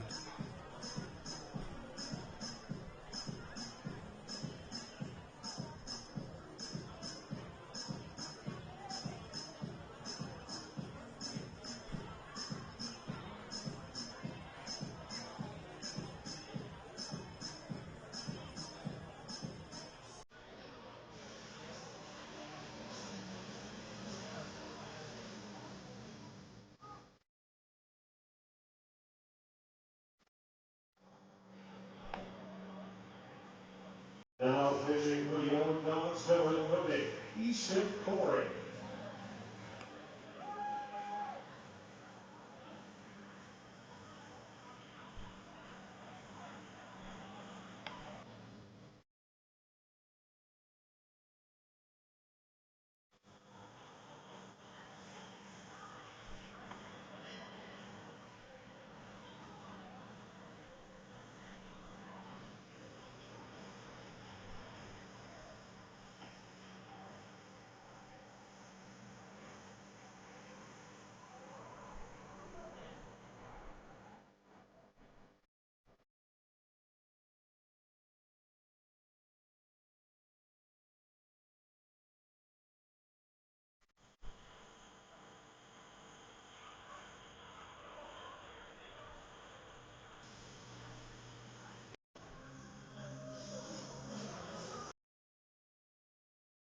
So it will be Easton Corey handling the final innings here for the Dawgs. I said to Conrad during the break, if they storm back, I might cry actual tears. Yeah, and Nash Kroll was practicing his pitching technique as he. Get him on the mound. I like to see it. We've already seen a couple position guys come in so far this year, and You know he was what? throwing to his housemate as he's not local to Okotoks, but that one will be fair right down the third base line and got some hustle in the boots here, as that'll be a stand-up double for Maddox Shaver. Not the his greatest- first hit of the game. not the greatest start for the Dawgs here. I'm just saying, if we needed someone to be on the mound, I'm putting Conrad. I know I'm Conrad. not eligible. I've used up all my eligibility. I have a feeling you have like an insane that one pitch that's just like absolutely disgusting, like a knuckleball. It's just the ephus pitch the whole time. Dude, I feel like if you master the knuckleball, like that's gotta be the coolest thing ever. And I don't have a pitch mix for Easton Corey as well, but the Lynn Benton Community College product getting his chance, and it is going to be a pinch hitter here. Lucas Rick, 6'3", 255 pounds, out of Western Michigan University. What a unit. Yeah, He's very similarly built I was to gonna say, Nash Kroll. beat me there, but yeah, this looks like a guy who knows a thing or two about hitting a lot of, no pun intended, but bombs. Yes. Takes a called first strike. The off speed. And it's putting him in the DH hole. Of course, obviously doesn't matter unless they score 7. They're not going to go on defense again. I swear to God, if you please. Please stop saying it. I don't want it. Check swing and doesn't go. I'm scared. Conrad, you can't do that. We know we have a lot of power in the form of the commentators Yes. curse. So Lucas Rick only played in 7 games, 22 ABs. His batting average below the Mendoza line at 091, and I think we're starting to see why. 1 and 2. Do you have any homers out of pure curiosity? Pardon? Any homers? None so far. In fact, only 2 hits on the year, both singles. And has only walked 3 times. And he'll add to his 8 strikeouts, not even going to contest. That's Harry all looked a little confused there. He's like, yeah. okay. I'm just prepared if I'm you ready. decide to I'm start ready. running. If you want, but like, I can't. I'm not gonna chase. I'm not chasing Yeah. after you. If a good old I surrender. Make my life easier. So, did you know, a baseball adjacent sport, cricket, you can actually just say, yeah, you know what, I'm done. I'm out. Really? Yeah, you can legitimately surrender in cricket. Found that out. I guess Speaking it's of John Boy Media, the ball in play is where I learned that. I guess it's kind of similar to like an intentional walk. It's like the pitcher saying like, I don't want to. Yes. But it's just, I'm done batting. Yeah. When- I mean, Yeah, if you cricket's- look at last year's World Series, an intentional walk was the reason the Yankees lost Game 1. This is true. Corey gets a pop up, but that one going to be into the Urcandy outdoor. Once again, Conrad would have had that if there's no roof. I think it was more towards the Urcandy outdoor training solution. Diggity's out there hanging out with the bullpen. Good to see Diggity Dog still involved.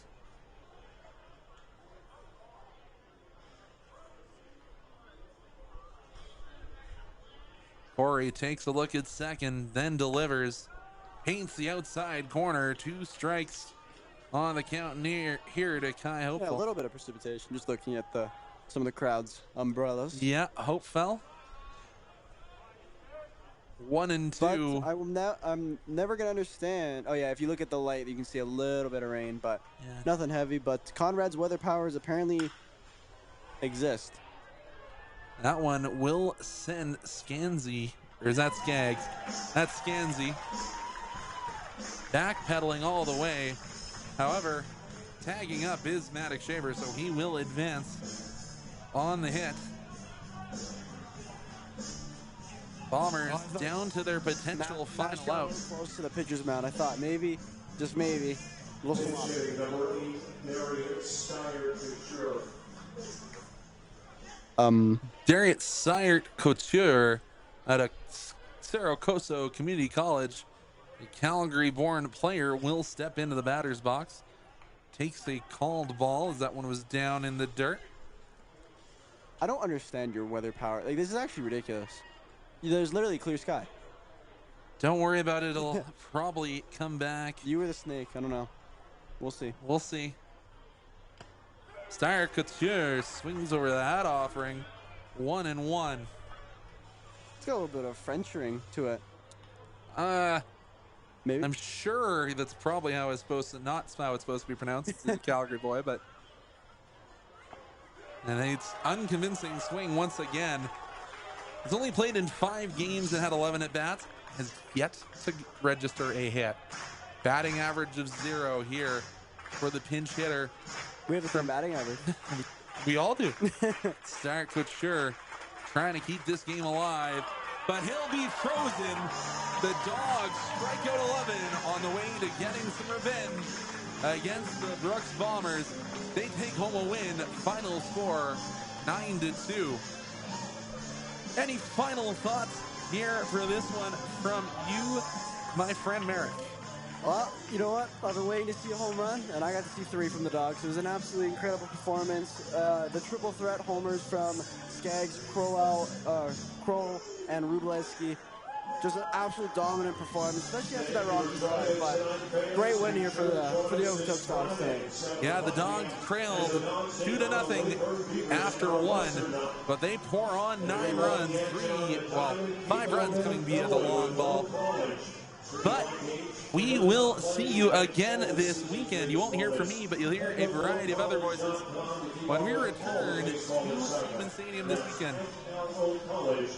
For myself, Connor Krause, and Merrick Robinson, thank you so much for spending your Wednesday with us here in Okotoks. We'll see you when you see you here on Flow Sports.